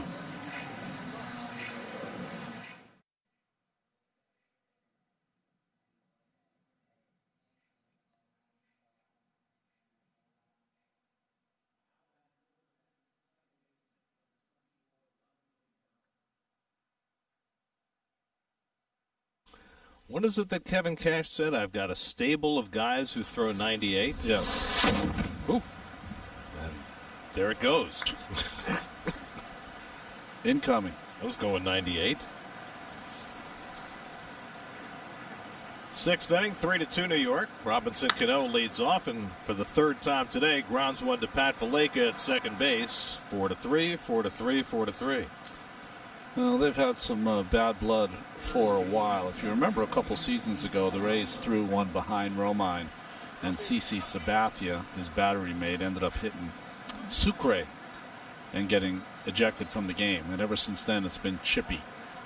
Travis Lakin's on in relief for Baltimore. Actually, it's not. That's still John Means. Yeah. They faked this out.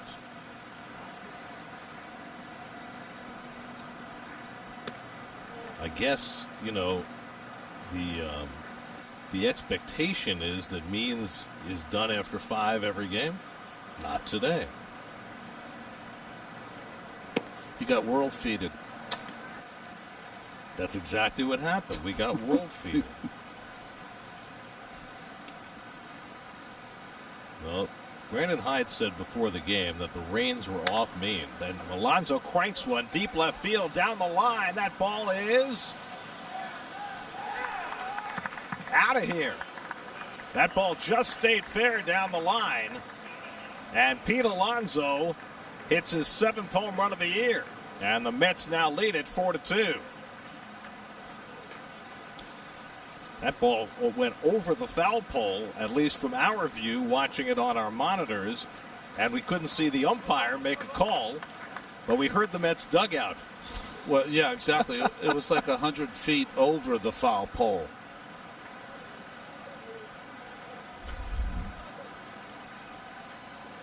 Well, Pete is not bunching his hits, but he's getting a home run every once in a while. Let's see if we get a view down the line here to see if that ball indeed stayed fair. There's no argument from the Orioles, but you see how high that ball went above the pole.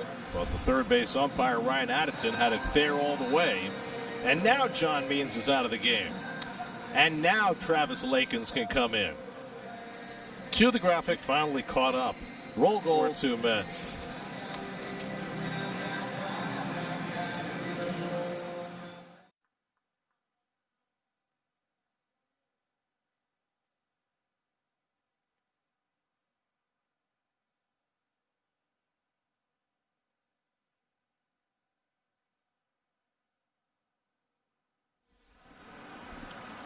Well, now Travis Lakins is actually in the game, and Wilson Ramos greets him with a long fly ball to center, but it'll be playable for Cedric Mullins. And on Lakins' first pitch, Ramos is retired for the first time today. Well, you see his numbers, 13 games. 10 of the appearances are in the first 23 games, though, and the rest, the other 3, the last 12. Travis Lakins from the Ohio State University. So they are telling us Yes. that the ball that Alonso hit that went into the second deck down the left field line. This is amazing to me. Camden Yards opened in 1992, and that's only the 5th ball ever to go into the second deck in left field. How can that be? Because I was thinking, because it's quite recessed. It's probably, what, 25 rows up and back? We'll get the we'll see how far Pete hit it there. Someone's going to send us some kind of stat, I'm sure. 3 of the 5 that have been hit in that second deck in left field have been hit by opponents, most recently by Edwin Encarnacion in 2017, and now Pete reaching that recessed second deck and apparently keeping it fair. Still haven't seen a shot from down the line that gives you a better perspective on it. Marisnik is 1 for 2, and he grounds one into the shift. Nice big hop for Valleca to handle, and that retires the side, but not before Alonso's home run extends the Mets lead, 4-2 in the 6th. Well, lowest percentage of fastballs in the strike zone. David Peterson is on that list. What does that tell you, Ron? Well, all the pitchers on that list are not power pitchers. There's guys that have to pitch around their fastball to get to their strengths, which is their breaking ball. Peterson, it's a changeup. Ruiz grounds the sinker. Cano makes the play. 1 pitch and 1 out for Peterson in the bottom of the 6th. Peterson starting his 3rd inning of relief, and so far so good. After Michael Wacha went the first 3 innings and allowed 2 runs and 4 hits, Peterson came on to piggyback him. And he's now gotten 7 outs without allowing a run. Meantime, the Mets have taken the lead.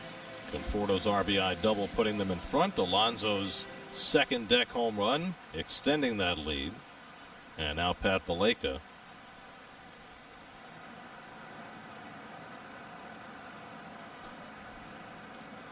Valleca's 1 for 2. And he takes a changeup off the plate for ball 1. Valleca 4 for 4 last night, at a base hit his first time up today, and then the Mets finally got him out. It was Peterson who got him to fly out to center field his last trip. Well, they were talking about some very heavy thunderstorms in Baltimore right about this time, but I guess not. Sun is out. Looks just lovely there. Calm before the storm, Gary. Is that what that is? Yeah. Is that like a technical term? No, I think it's in a Creedence song. I know. There's a strike, and it's 3-1. I'm looking at the weather forecast now in Baltimore, and it looks like the rain chance has diminished considerably. That's looking for a little sunshine. Trying to snap a 5-game losing streak. I just tell my family before we come here to Citi Field, Gary, I'll be gone all day. That way, if I ever come home early, they're very surprised. They're happy.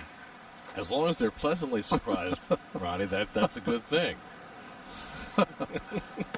As ball 4, and Valleca's on with a walk, second one given up by Peterson. Today's starting pitchers presented by Toyota.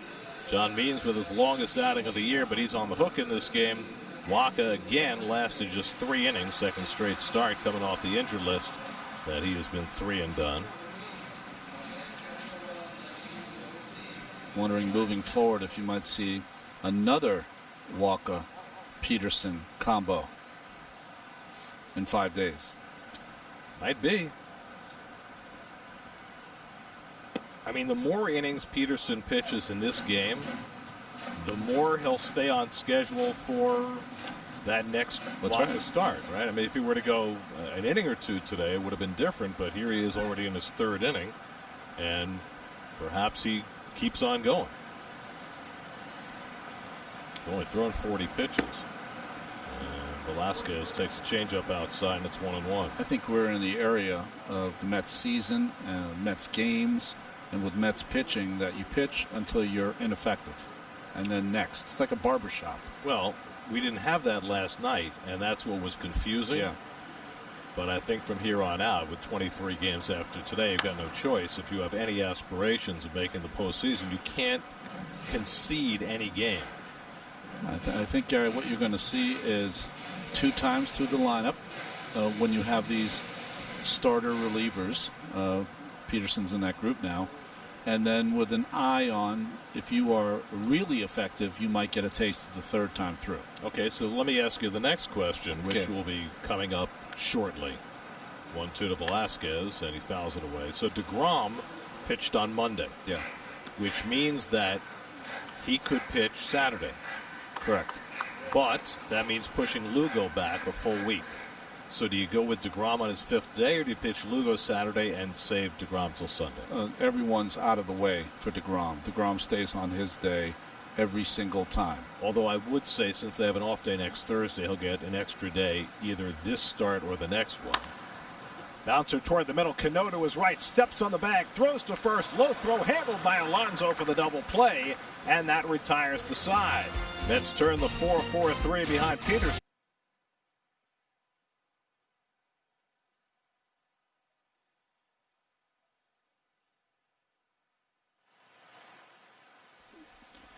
Watch SNY Mets games on the go on any device. Just visit SNY.TV or download the NBC Sports app today for live streaming coverage of every SNY Mets game.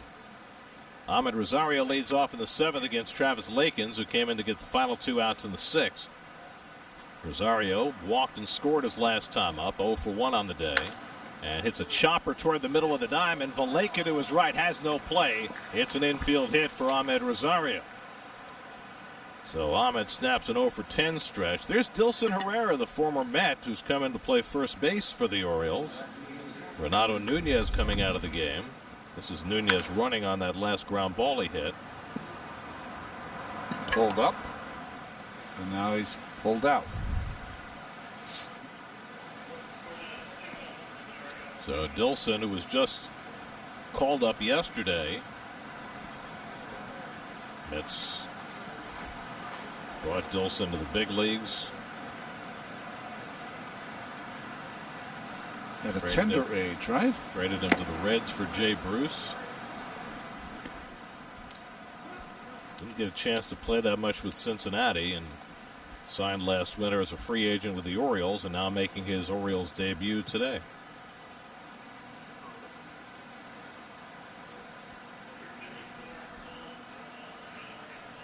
Jeff McNeil's 0 for 3 today after a 3-hit night last night. Facing a right-hander for the first time today, and he flies one to shallow left. And Mountcastle right there waiting for it. 1 out. Let's check in with the studio. Eamon McEnany has another game break brought to you by the New York Lottery. Eamon.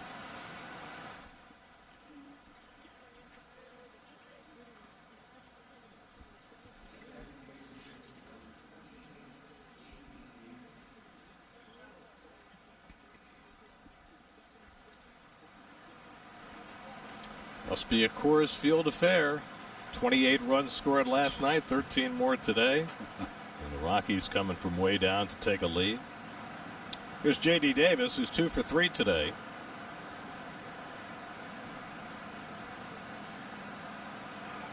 And Lakins checking in on Rosario.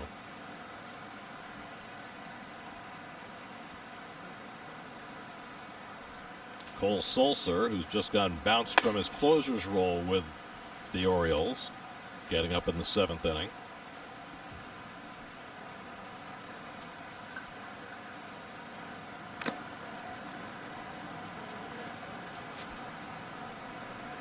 Knock the mask off Severino.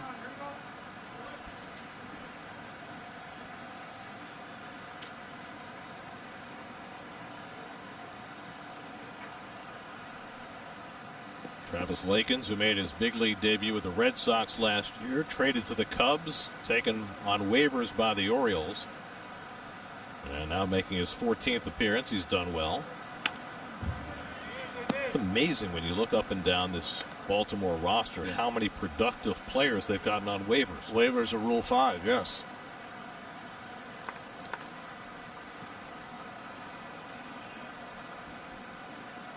I mean, Renato Nunez came on waivers. Pedro Severino came on waivers. Andrew Velasquez came on waivers.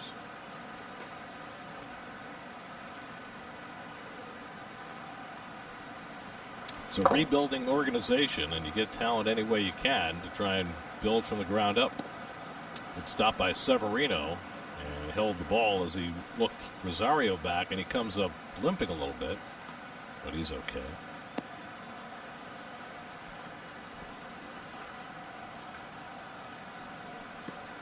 Home plate umpire Chris Conroy giving him a moment to make sure he's okay. Definitely looked like he had a little hitch in his giddy up after faking that throw to first base. Turned an ankle or something, it looked like.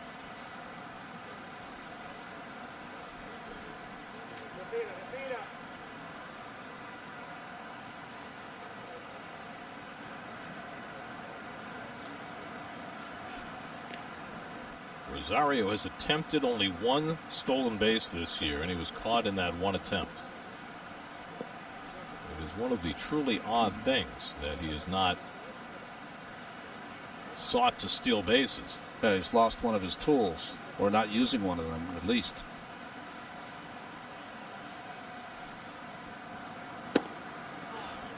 I mean, he had 19 steals last year, but he also got caught 10 times, which is not a very good percentage. And perhaps he has been chastened by that. But with his natural speed, he should be a guy who should be able to steal bases. And that one plunks Davis, and the Mets have two men on. Just a breaking ball, got away from Lakins. But after you've been hit in the hip and had to rest for a couple of days, frustrating. It's got a fleshier area. Right in the tricep.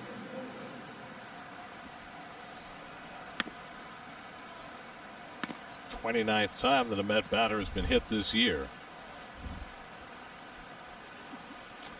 There was a time when on the bench, if you're a starting pitcher and your hitters are getting hit, they'd start some comments on the bench to the other starting pitchers. Like, are you picking us up or what's going on here? Brandon Hyde takes the ball. Cole Sulser will cut a waiver claim for the Dartmouth College grad Cole Sulser on pitch. Yeah, you're saying he was the closer for a while. He lost that role because he lost back-to-back games, 3 of his last 4, and his walks, 13 and 15 in the third inning, is what made him lose that role. Comes in to face Michael Conforto, who's had a big day, a 2-run homer and a run-scoring double. 2 on and 1 out, and Michael takes below the knees, ball 1. Conforto now with 6 home runs, 20 driven in, continues his terrific run through the first 5+ weeks of this season. And he smacks this one deep to right. Back goes Santander toward the corner, and it's out of here. No, it's off the wall. Check it. 1 run will score as Rosario comes in. Wide turn by Davis, trying to get back to third, and he is tagged out. So Conforto hit one off the fence that brought in a run. Rosario scores on the double, but a 2-wide turn at third by Davis, and he's tagged out trying to get back in for the second out. Well, it looked like Davis was trying to have one of those piggyback runs where he scored right after Rosario, because Rosario didn't read it well, and Davis did. So it's an RBI double for Conforto, his 3rd extra base hit, and his 4th run batted in of the day. And the Mets now with a 5-2 lead.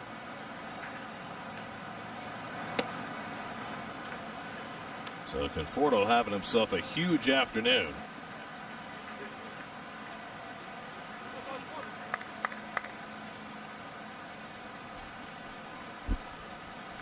Frazier's gone 0 for 3 in his return to the Mets. And he takes a fastball off the plate. 2-0. Apologize. I always have this running commentary because I think we're going to see the base running, but it doesn't mean we're always are going to. Well, again, we're not in charge of the replays. But that's my fault. I shouldn't Well, go there. we're used to certain things happening after a play like that on our broadcasts, but again, we're not in charge of the pictures. Hey, it's only a huge part of the game, no biggie.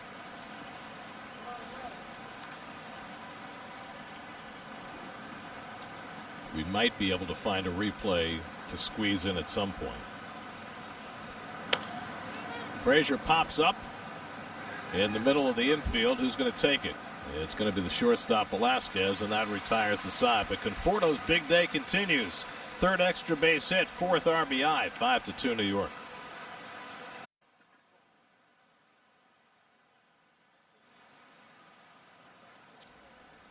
We go to the bottom of the seventh. Cedric Mullins trying to bunt his way on. What else is new? At least once a game. Mullins has been on base twice today. He was hit by a pitch with the bases loaded to drive in a run in the second. Then he singled to left in the fourth.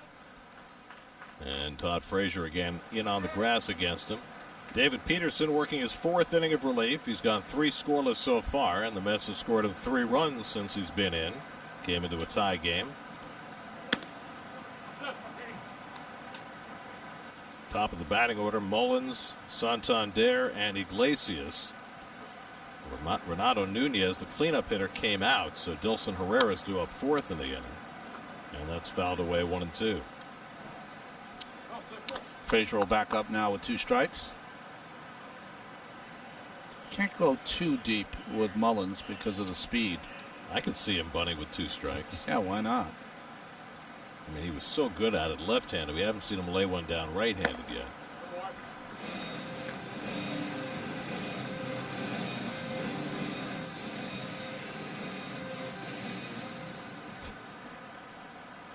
What was that sound?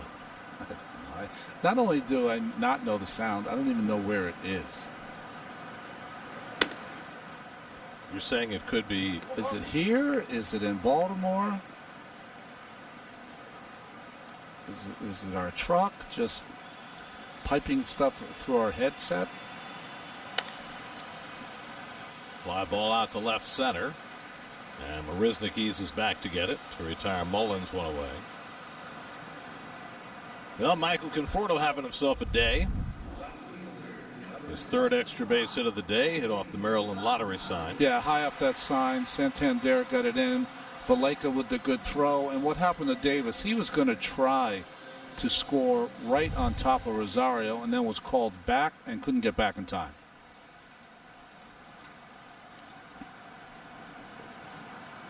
So it's 9-4-2-5 on that put out at third base.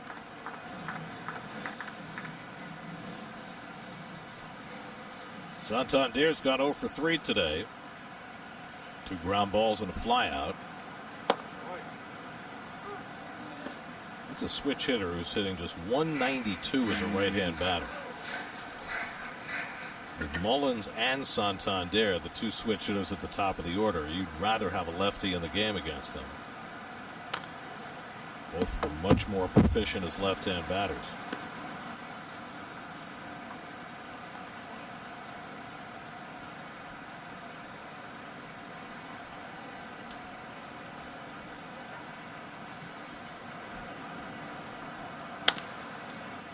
Cano played perfectly over near the bag.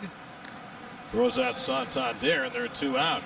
And so David Peterson's excellent relief outing continues. He's gone 3 2/3 without allowing a run. Coming up at 11 o'clock tonight, Geico Sports Night. We'll have much more on the suspensions with the Yankees and the Rays. And all the football news as well. I assume that's Jets rookie, not Jays rookie. They didn't rename the team, did they, when we weren't looking? I mean, it's not. It's somewhere between the Jays and the Jets. The Jet Jays. They must play in Buffalo, or maybe in Elmira. I don't know. Don't spell wrong with this booth. I'll tell you that. There we go. We picked it up. That's very quick work on the part of the truck.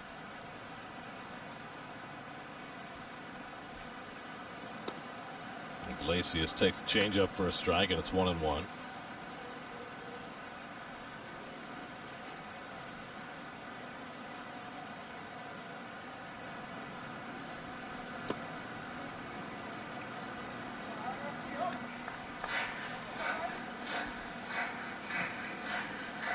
Well, so far the Peterson to the bullpen as the piggyback guy experiment working just the way Luis Rojas had hoped. Now the question is, how far do you push him in this game? Obviously trying to get him through the 7th, but with that pitch count only at 58, if he gets Iglesias here, do you try and get him through the 8th as well? Again, he pitches until he's not effective, and that's what I would do. Especially now that you have a 3-run lead rather than, say, a 1-run lead. And that one's hit right to Cano. It came off the mound, an offbeat hop, but Robbie stays with it and throws him out. That ball hit the back of the hill and really made that a tougher play. 4 scoreless for Peterson in relief, 5-2 Mets. 8th inning at Camden Yards, and Robinson Cano will lead off against Cole Sulser, who came in the 7th and gave up a run-scoring double to Michael Conforto. Conforto with 3 extra base hits today for only the 2nd time in his career. Meanwhile, Cano's been blanked. He's grounded out to second base all 3 trips. This one he shoots the other way, and he's got himself a base hit. Chased toward the line by Mountcastle, and Cano pulls in at second base with a leadoff double. Well, Robbie has not often been blanked this year, and he won't be today. You're not going to blank him here either, and they're going to run for him, right? Defensive change. Well, you got both Jimenez and Guillorme who could go in defensively, and they'll send Jimenez in to run for Cano, and then he'll presumably stay in at second base. Got a 6-man bench now, so you can afford to do this more.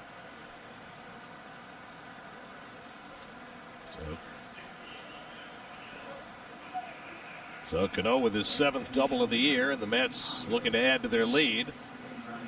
Up 5-2 in the 8th. They've scored a run in each of the last 3 innings. Pete Alonso contributed one of those with his 7th home run of the year. Hit to a rarely visited part of Camden Yards. And he takes the pitch high for ball 1. Well, the new Met, former Oriole Miguel Castro, is up in the bullpen now for New York. Very hard thrower.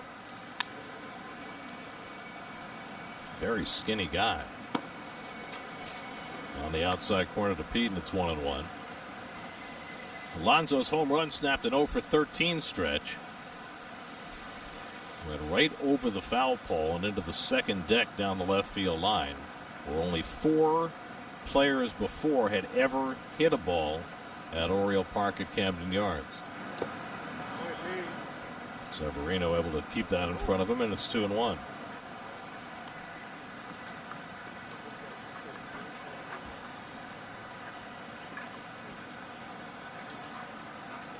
Cole Sulser, the 3rd Baltimore pitcher of the day. John Means went 5 1/3, allowed 4 runs, 8 hits. Travis Lakins worked an inning, 1 run, 1 hit. And the fastball away to Alonso, and it's 3-1. Wilson Ramos waiting on deck.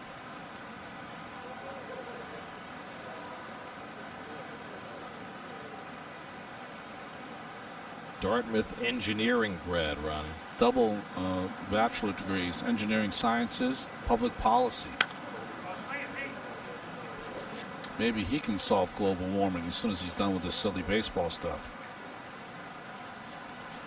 First, he'll bring some heat. Yeah.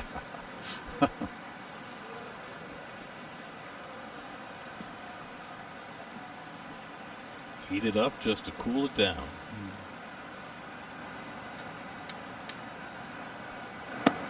And that's outside, ball 4, so Alonso's on with a walk. And the Mets have the first 2 men on in the 8th against Sulser.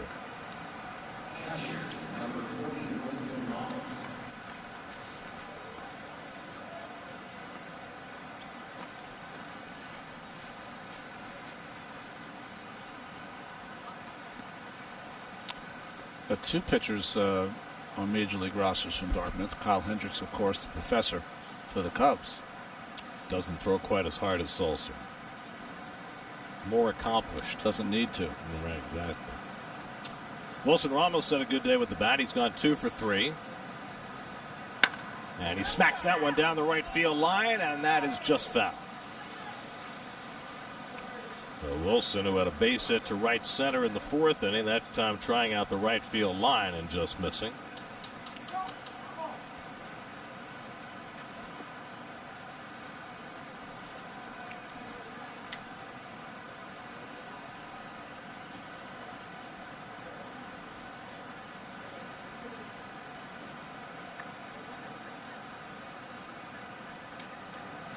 Jimenez, the pinch runner at second. Alonso at first with nobody out. And Ramos skies this one on the right side in foul ground. And Herrera catches it. And that's the first out. It's weird to see Dilson Herrera playing first base. Yeah, I mean, I did a game, maybe not a Mets game, where Herrera did play first base, and I was very surprised at it then. You know, if you had asked me when he was a young player at the Mets, I would have told you he would have had a 10-year career at second base and been a little mighty mite hitting home runs, but hadn't worked out that way. Yep. I mean, he's only 5'10". You don't see many first basemen that height. But, you know, Greg Jeffries moved over to first base later in his career and was successful there. Guy was not particularly tall. There have been a few of them. But you think of your first baseman as being those 6'4" behemoths. Yeah. Right?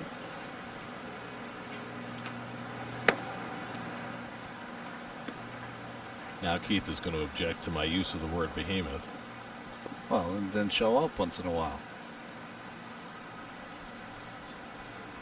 You know, this is his last day off.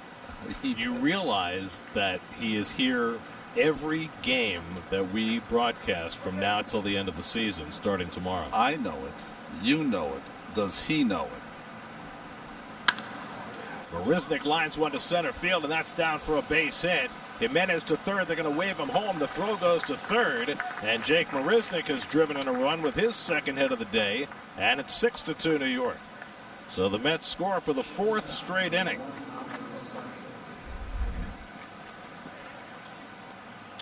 Fastball catches the middle of the plate. Marisnick got jammed just slightly, but dropped it in front of Mullins. Mullins must not be able to throw right now, because on that particular play, that ball should come home. That's the second time today he has not made a throw home when he could have. Yeah. We just advanced, scouted him.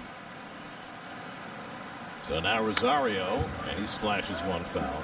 Not only, by the way, Ronnie, does Keith know that he has every game from tomorrow till the end of the year, we will hear about it every day from tomorrow until the end of the year.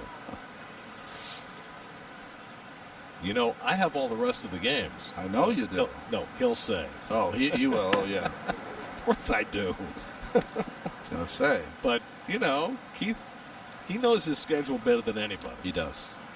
You occasionally have to check. I do. Because you've got different jobs. Yeah, move around a little bit. Keith, it's SAG or here. Here, of course, being Citi Field, which is where we always are.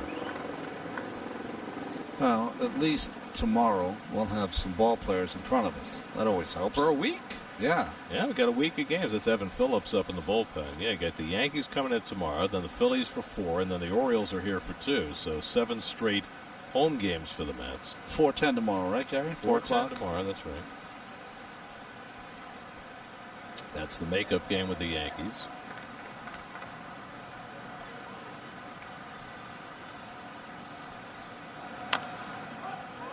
And that one's at the plate and a foul ball. The home plate umpire, Chris Conroy, had to look around Severino, the catcher, to make sure it was foul. It's on the plate. It's not foul. Nope. It was just behind the right part of the Pentagon. With this kind of spin, what Severino should have done, boy, it looks on the plate to me. It's almost on the plate. Yeah, it was on the plate. Brandon Hyde knows it too. The only reason I say that is because it climbed a little bit, an inch or two up in the air and stayed. And then it stopped. Yeah, then it stayed teetered Right. on the raised plate. It was more like a leaner than a ringer. 2 points.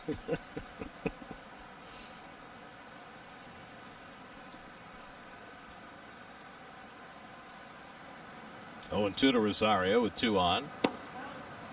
And Sulcer misses away with a fastball, 1-2. Jeff McNeil waiting on deck. Mets have done a great job of tacking on today, which has not always been their forte in 2020. Orioles tied it up in the third. We're in the second, and the Mets have extended the lead since. Line to short, and Velasquez has no other play, and that's the second out. Well, there's Citi Field. That's where we are, and that's where the Mets will be tomorrow to take on the Yankees, looking for a split of the season series with the Yankees after losing 3 out of 5 at Yankee Stadium over the weekend. You see the tarp is on the field right now, even though the sun is shining. I don't know. I'm not a grounds crew member, but they must have a forecast. 3:30 the coverage tomorrow on SNY. Here's McNeil, who's been stymied today. 4 balls in the air. He's 0 for 4. 2 on and 2 out. And Jeff grounds one toward the middle of the diamond. Valleca can't get it. It's off his glove. Around third and heading home is Alonso. All the way to third, Marisnick. And McNeil dives into second base with an RBI double. And the Mets now lead 7-2. Valleca came close, but it went off the tip of his glove as he made the dive and caromed away. And that enabled Alonso to score the second run of the inning.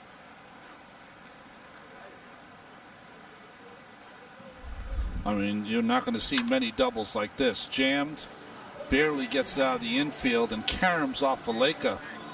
And by that time, Alonso can score. And McNeil got the shortest of doubles. Pitching change for the Orioles. Sulser out. Phillips in. 7-2 Mets in the 8th. We'll be right back. His high twitch and I tend to be a bundle of energy. This is Billy's day.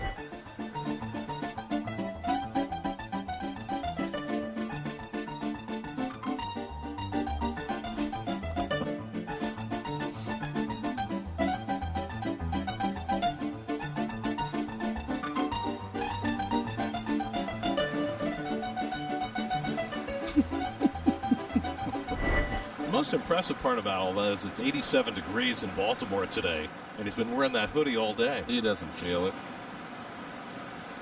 Evan Phillips on to pitch, former Atlanta Brave. J.D. Davis on to greet him, and he takes a fastball up and away for ball 1.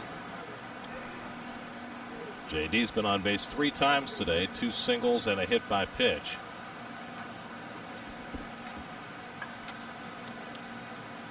Evan Phillips, who moved from Atlanta to Baltimore in the deal that sent Kevin Gossman to Atlanta 2 trading deadlines ago. Second and third and 2 out. And he misses away. 2-0. Michael Conforto, who's having an enormous day, would be next. That's the numbers for Phillips. Again, another reliever like Sulser struggling with his control. Brought from the alternate training site, University of North Carolina at Wilmington. Graduate. Seahawks? Yeah.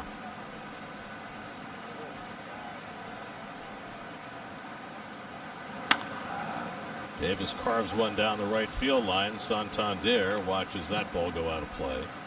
And it's 2-1. Cole Sulser worked an inning in relief, gave up 4 hits, including that Jeff McNeil double a moment ago. For McNeil, his 4th double in the last 3 games. Maybe on the fortunate side, but that's when things are going good. That's right.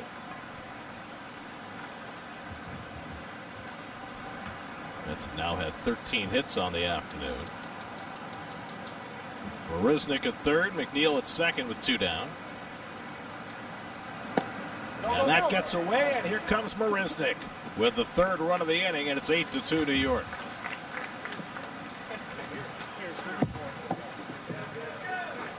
So the Mets keep ballooning their lead. Similar to what the Orioles did to the Mets in last night's game. Mets turn it around. Looked like a ball Severino should have had. He was sitting inside, and this is just not attention to detail play by Severino. So 3 runs home in the inning, 8-2 New York. McNeil at third, and Davis takes ball 4, and that'll get Conforto to the plate for another RBI opportunity.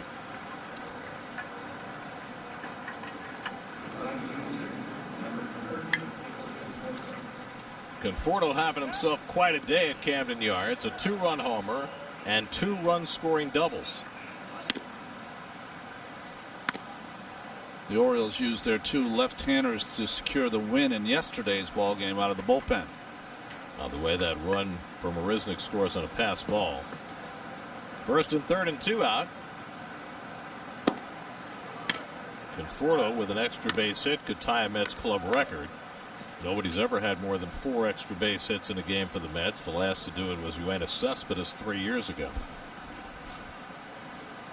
I was shocked when I heard that Alex Dickerson was the first Giant ever to have 5 extra base hits in a game. I mean, we're talking about 140 odd years.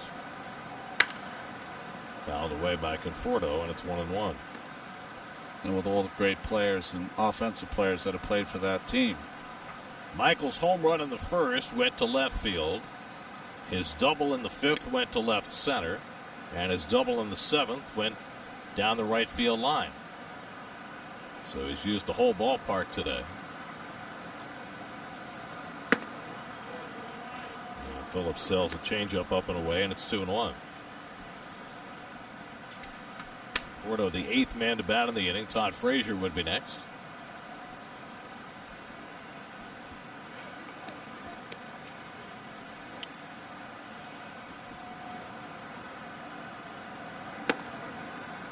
Michael takes another changeup off the plate. Now it's 3-1. So Phillips has come in and had trouble throwing strikes. He threw a ball that wound up as a pass ball and then walked Davis.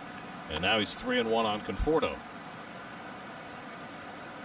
McNeil at third, Davis at first. And Conforto fouls it away. And a fastball to hit there, 3-2. Michael trying to hit a homer there. Big swing. He's driven in 4 runs today, 4 of the Mets' 8.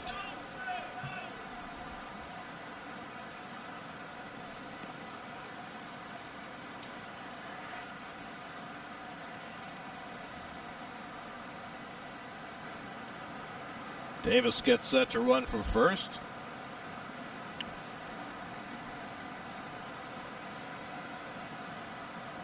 And Conforto slices one foul. Michael now has 43 hits for the year. Mets are playing their 37th game. So in a full season, he'd be on a trajectory that would be pushing him toward 200 hits. And hitting with power, getting on base.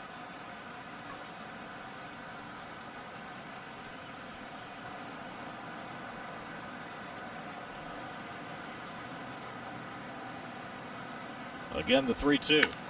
And he lofts one over shortstop, and that falls for a base hit, and that'll bring in another run. McNeil is in to score. Davis goes to third. The 4th hit and 5th RBI of the day for Michael Conforto. And the Mets now have blown it open. It's 9-2. Michael Conforto having himself an enormous afternoon in Baltimore. Didn't hit this ball hard, but dunked it into left field for his 4th hit of the day. Jammed with 2 strikes, though, putting the ball in play, and is rewarded for it.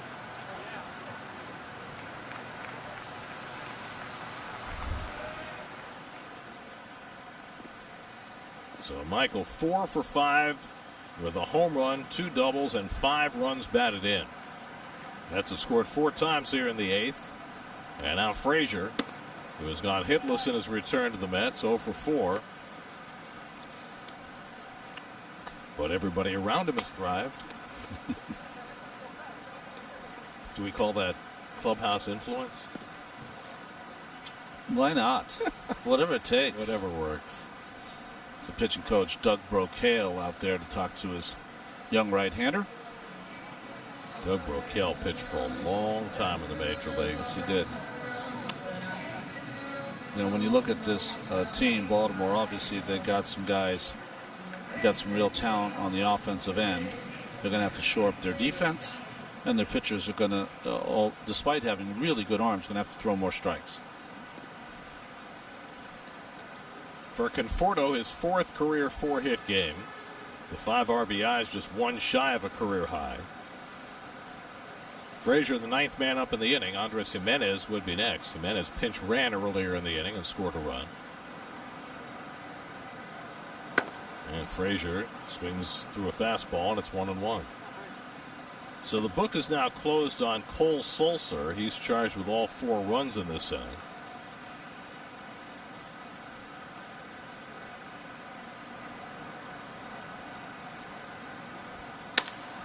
And that's grounded into the shift. Valleca is there to make the play And that retires the side. But 9 Mets come to bat. 4 of them score. And Mets lead 9-2 going to the bottom of the 8th.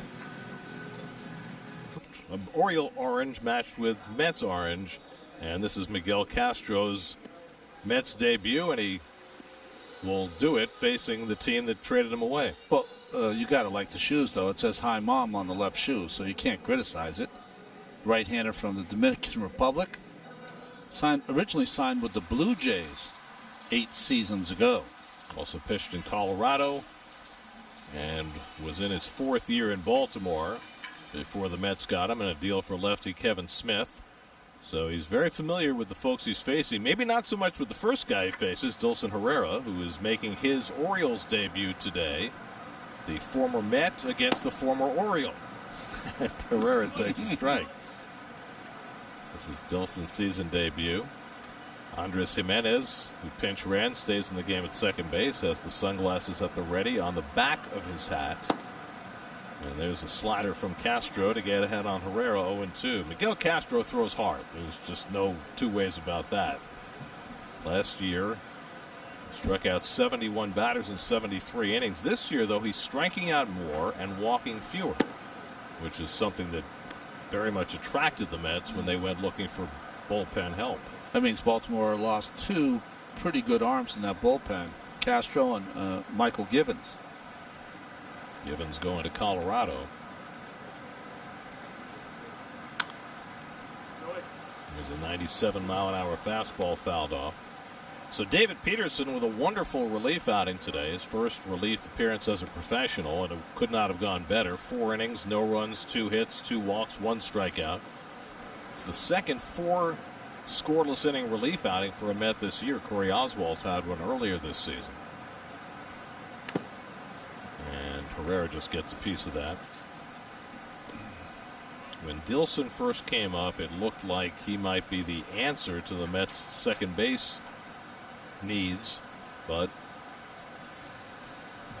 never really got the full opportunity there, and got even less of an opportunity with the Reds after the Mets traded him to Cincinnati. And now looking for some space with the Orioles. And he pops one up into shallow left. And McNeil waiting for it. 1 out. You know, when he first came up, he reminded me a little body type of Miguel Tejada. I mean, he's not a tall guy, but he's very powerful. Oh, yeah, he looks like a middleweight or like Howard Johnson. There you go. Pound for pound. Yeah. Here's Pedro Severino, who has tripled and walked today. And he grounds one toward the hole. Rosario on the backhand. The running toss. And Alonso scoops up the short hop. And they get Severino for the second out. Nicely done by Rosario. And there are 2 away. Boy, good play in the hole with the backhand, and knew that Severino was running. So put a little air under this throw. And it settles nicely into the glove of Alonso. It's always amazing to me because of the infielders know who's running, how the calmness when they have to pick up a grounder from a slower runner. All about that internal clock. Yep. Brian Mountcastle backs out of the way of a slider. Mountcastle drove in a run with a base hit in the second. He's 1 for 3.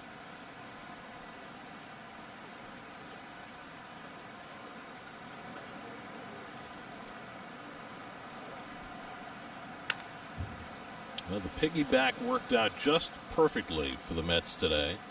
Michael Wacha started, went 3 innings, allowed a couple of runs. Peterson came on from there, held the fort as the Mets pulled away in this game. Peterson came into a tie game, and the Mets just kept tacking on, scoring 7 runs in the last 4 innings. Line the other way, too tall for Alonso, and Mountcastle has his second hit of the day.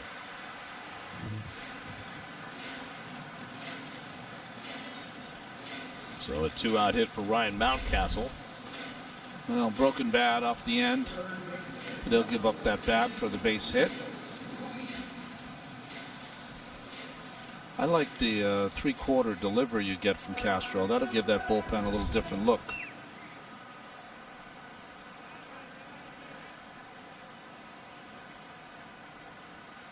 Alonso will play behind Mountcastle at first with a 7-run lead. Here's Rio Ruiz, who's 1 for 3 on the day, had a base hit back in the 4th. And he lifts one out to shallow left. On comes McNeil sliding, and he makes the catch. That was close as Rosario was racing out, but McNeil slid under him and made the play. After 8, 9-2 Mets.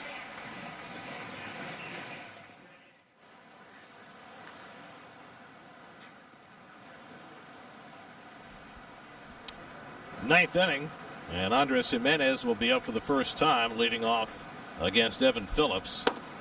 Jimenez came out as a pinch runner in the 8th inning and stayed in at second base, coming off his first big league home run last night.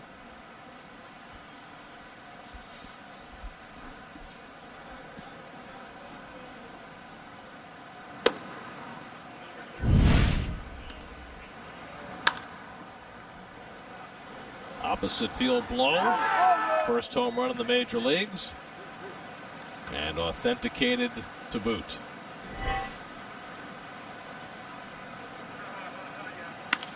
Jimenez floats one into shallow right. Santander is there to make the catch, 1 out. Jimenez will not turn 22 until Friday. Over the last 10 years, the only other Mets 21 or under to homer were Ahmed Rosario and Dilson Herrera. Yeah. Right. Justin Wilson looks like he'll get the 9th inning for New York.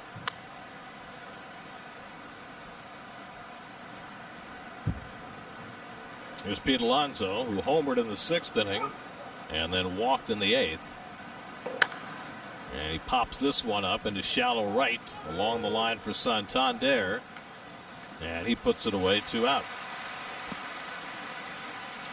So 2 up and 2 set aside. Wilson Ramos coming up. Don't forget, when we're done here, keep it tuned for Gary Apple and Todd Zeal. WB Mason post-game live. All the interviews, all the highlights, all the analysis of today's game as the Mets look to snap a 5-game losing streak before coming home to play the Yankees tomorrow. Ramos today has gone 2 for 4.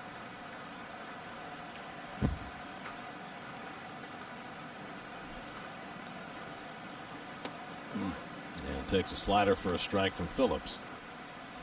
John Means went 5 1/3 for the Orioles, allowed 4 runs and 8 hits. He's on the hook in this game. Travis Lakin's an inning, 1 run, 1 hit. Cole Sulser an inning, 4 runs, 4 hits. And now Evan Phillips trying to finish off this top of the 9th. Gets the breaking ball past Ramos, and it's 0-2.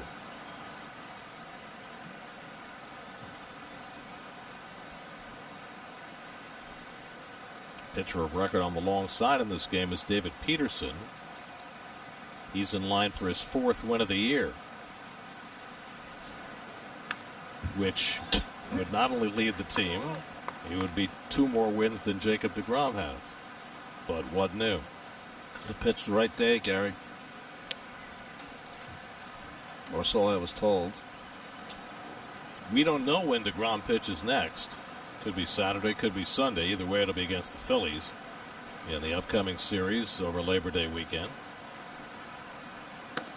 It's going to be a good matchup. The Phillies are playing good ball right now. Let's see. Nola pitched last night, so he'll probably get the Sunday game. Yeah. Either Sunday or Monday. I don't know if they play tomorrow.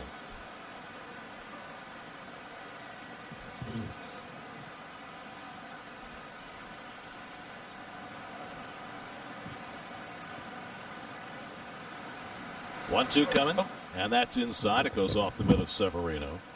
Wheeler pitches tonight, I'm pretty sure, so he could go Monday in the last game of that series as well. Those are the standings in the NL East coming into today. Both the Marlins and the Phillies are in playoff position. And there is Scherzer against Wheeler in Philadelphia tonight. Boy, the Nationals, hard to explain. They're not pitching well. We really only have 2 guys hitting, Turner and Soto. And they are 7 games under 500. That's it sharply, but the shortstop Velasquez is able to sweep it up. And a wide throw, but Herrera stays on the bag and that retires the side. We head for the bottom of the ninth. Justin Wilson trying to finish off with the Mets up 9-2. Utah Street in between. 1,100 feet long. And how many feet wide? 51 feet wide. Wow.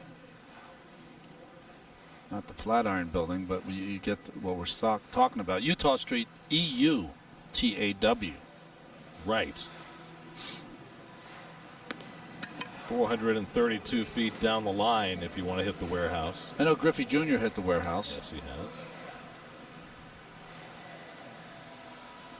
Last of the ninth, Mets looking for a split of this two-game series, and Justin Wilson will try and get the final 3 outs. More hits than innings pitched for Wilson so far. He has not been the last 3 or 4 appearances on top of his game. I think maybe that COVID positive time, he got a little out of whack. Last pitched in the first game of the doubleheader on Sunday. And a bitter outing in that one. A hitless inning. Valleca leads off. Valleca's been on base twice in this game with a single and a walk. He's 5 for 6 in this two-game series. Andrew Velasquez on deck, then Cedric Mullins for the Orioles in the ninth. And that's driven to left field. McNeil toward the line. He won't get there. He plays it on a hop. And Valleca has yet another hit. Now 6 for 7 in the 2 games. Well, Jake Marisnick sacrificed his face trying to catch this ball by Pedro Severino in the second inning. I mean, full sprint splat against the wall and still in there here in the 9th inning. Cut his nose, broke his sunglasses. True gamer. But I'm okay. No problem. I just went face first into the wall as fast as I possibly can. He's a little sore, though. He's still, yeah, a little shaken. He's going to need the ice bath after this game. I can't wait for this game to be over. Andrew Velasquez has walked, struck out, and grounded into a double play. You know, when we mentioned last night that Andrew Velasquez came out of Fordham Prep. Yes. One of my buddies emailed me to tell me that there's another big leaguer from Fordham Prep who also went to Fordham University, a brand new Twitter follow named Vin Scully, who at 92 years old has decided that social media is now his future. So hi, Vinny. Good luck. He posted his first video on Twitter today. I think he got 60,000 followers in about 10 minutes.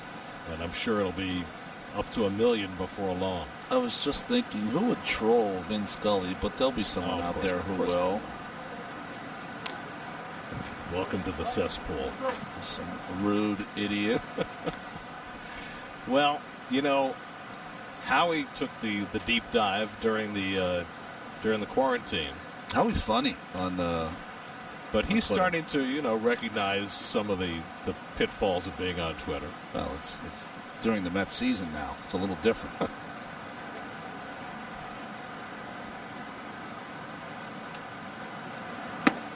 And Velasquez takes inside 2-2.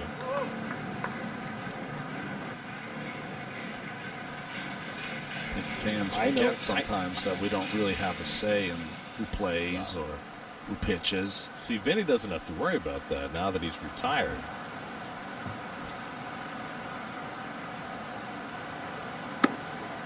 And that's too high, 3-2. I was up late one night. I couldn't sleep. Shocking. It's my life. But I was listening to Joe Davis and Oral Hershiser. They're outstanding. Yes, they are. Outstanding.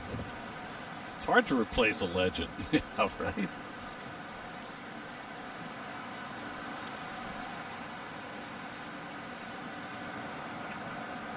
Three and two to Velasquez with nobody out. And he taps one softly. Wilson off the mound. He has no play. Velasquez has an infield hit. And the Orioles have the first two-man on in the bottom of the ninth.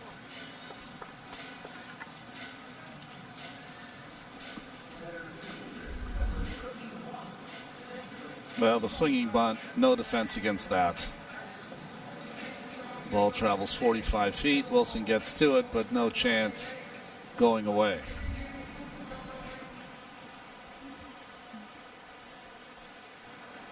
So 2 on, and now Cedric Mullins, who's 1 for 3, has also been hit by a pitch to force in a run. That was against Michael Wacha back in the second.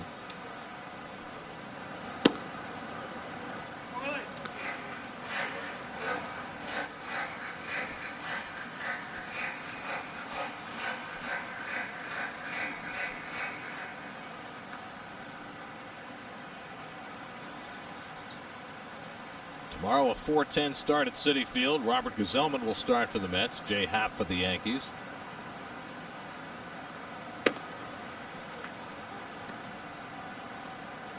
Mets are going to have to figure out a way to solve Happ, who just befuddled them into the 8th inning in his last start on Saturday.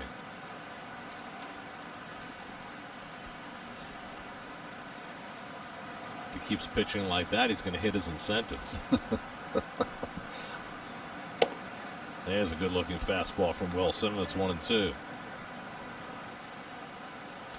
And that's a strange place to be. An option picked up by a team that didn't really want to pick up your option. That's a strange place. Well, they can always vest your contract and then try to trade you, but yeah, that's sometimes dangerous territory too. 1-2 coming, and that just missed away. 2-2 to Mullins with Anthony Santander on deck. Wilson's still throwing the ball great. He just when he's going good, he's locked in with that cutter in on righties, and he hasn't really gotten that since that COVID positive time. Been erratic with that control of that cutter.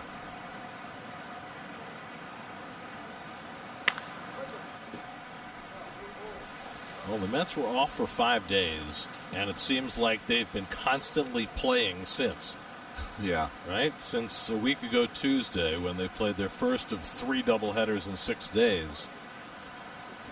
And they don't get another off day until a week from tomorrow.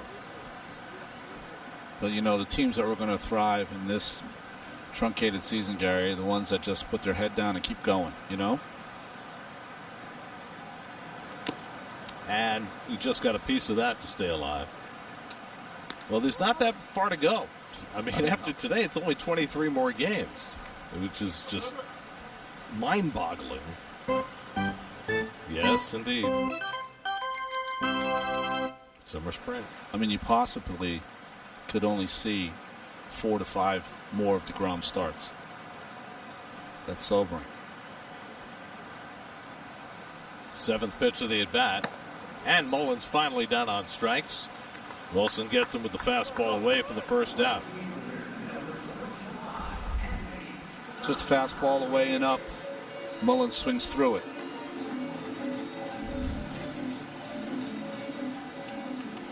So 1 out now. Santander, who's 0 for 4 today after a big night last night. Homer drove in 3 in the Orioles 9-5 win last night. Orioles had 9 runs and 15 hits last night. The Mets have 9 runs and 14 hits today. Change of fortune. And Santander takes a fastball for a strike. Wilson hitting 97 on the gun.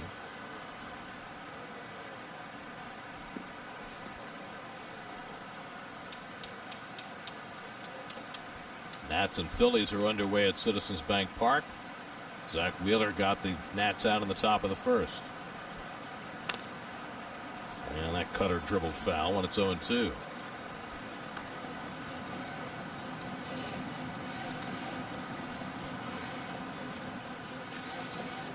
The Rockies won that game from the Giants 9-6. They were down 6-1 early in that game. That's 43 runs in the last 2 days in that series.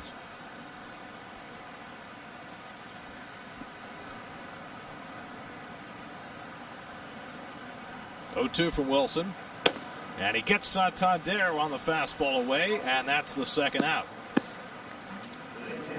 So Wilson bouncing back to retire the last 2 on strikeouts. And the last two hitters, everything right on point. Cutter in on the hands on Santander, and then fastball right on the corner away.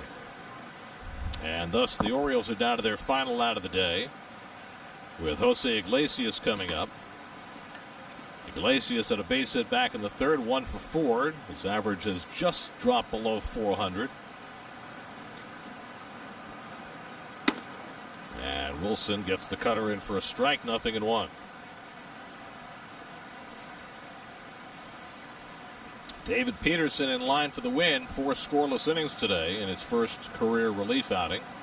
Miguel Castro completed a scoreless inning in his Mets debut, and now Wilson trying to finish it off.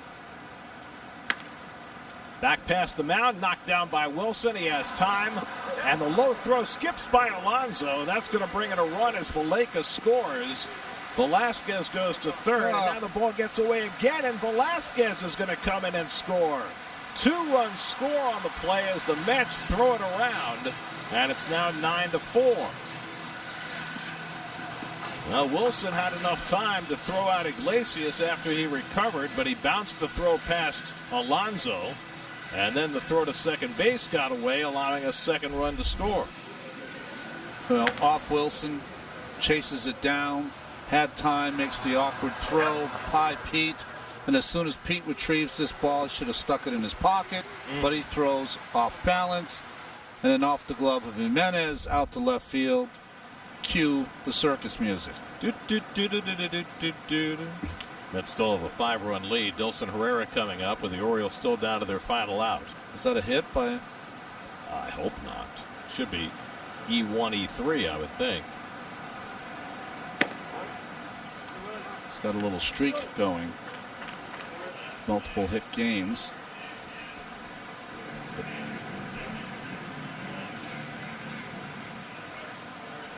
They gave him a hit. Yeah, I knew it.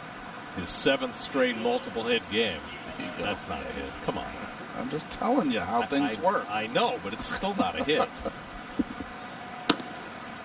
Still no RBI. So it is an E1 and then an E3, allowing Velasquez to score.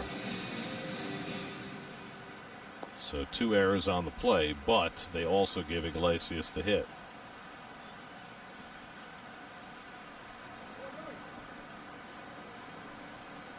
One and one to Dilson Herrera, who flied out and is only at bat. And he tops one foul, and now the Orioles are down to their final strike. And Jeremy Hefner finishes this game in a way he doesn't want, which is on the phone. He's going to have a cauliflower ear. Which means you got to get another relief pitcher up. Well, if you were watching the games this week, get a little paranoid. You can understand why. Brad Brock, who was up in the 2nd inning of this game, is up again. 1-2 to Dilson Herrera.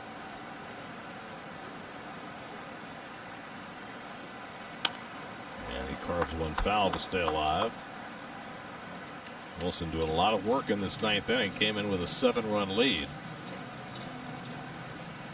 To 25 pitches already in the inning.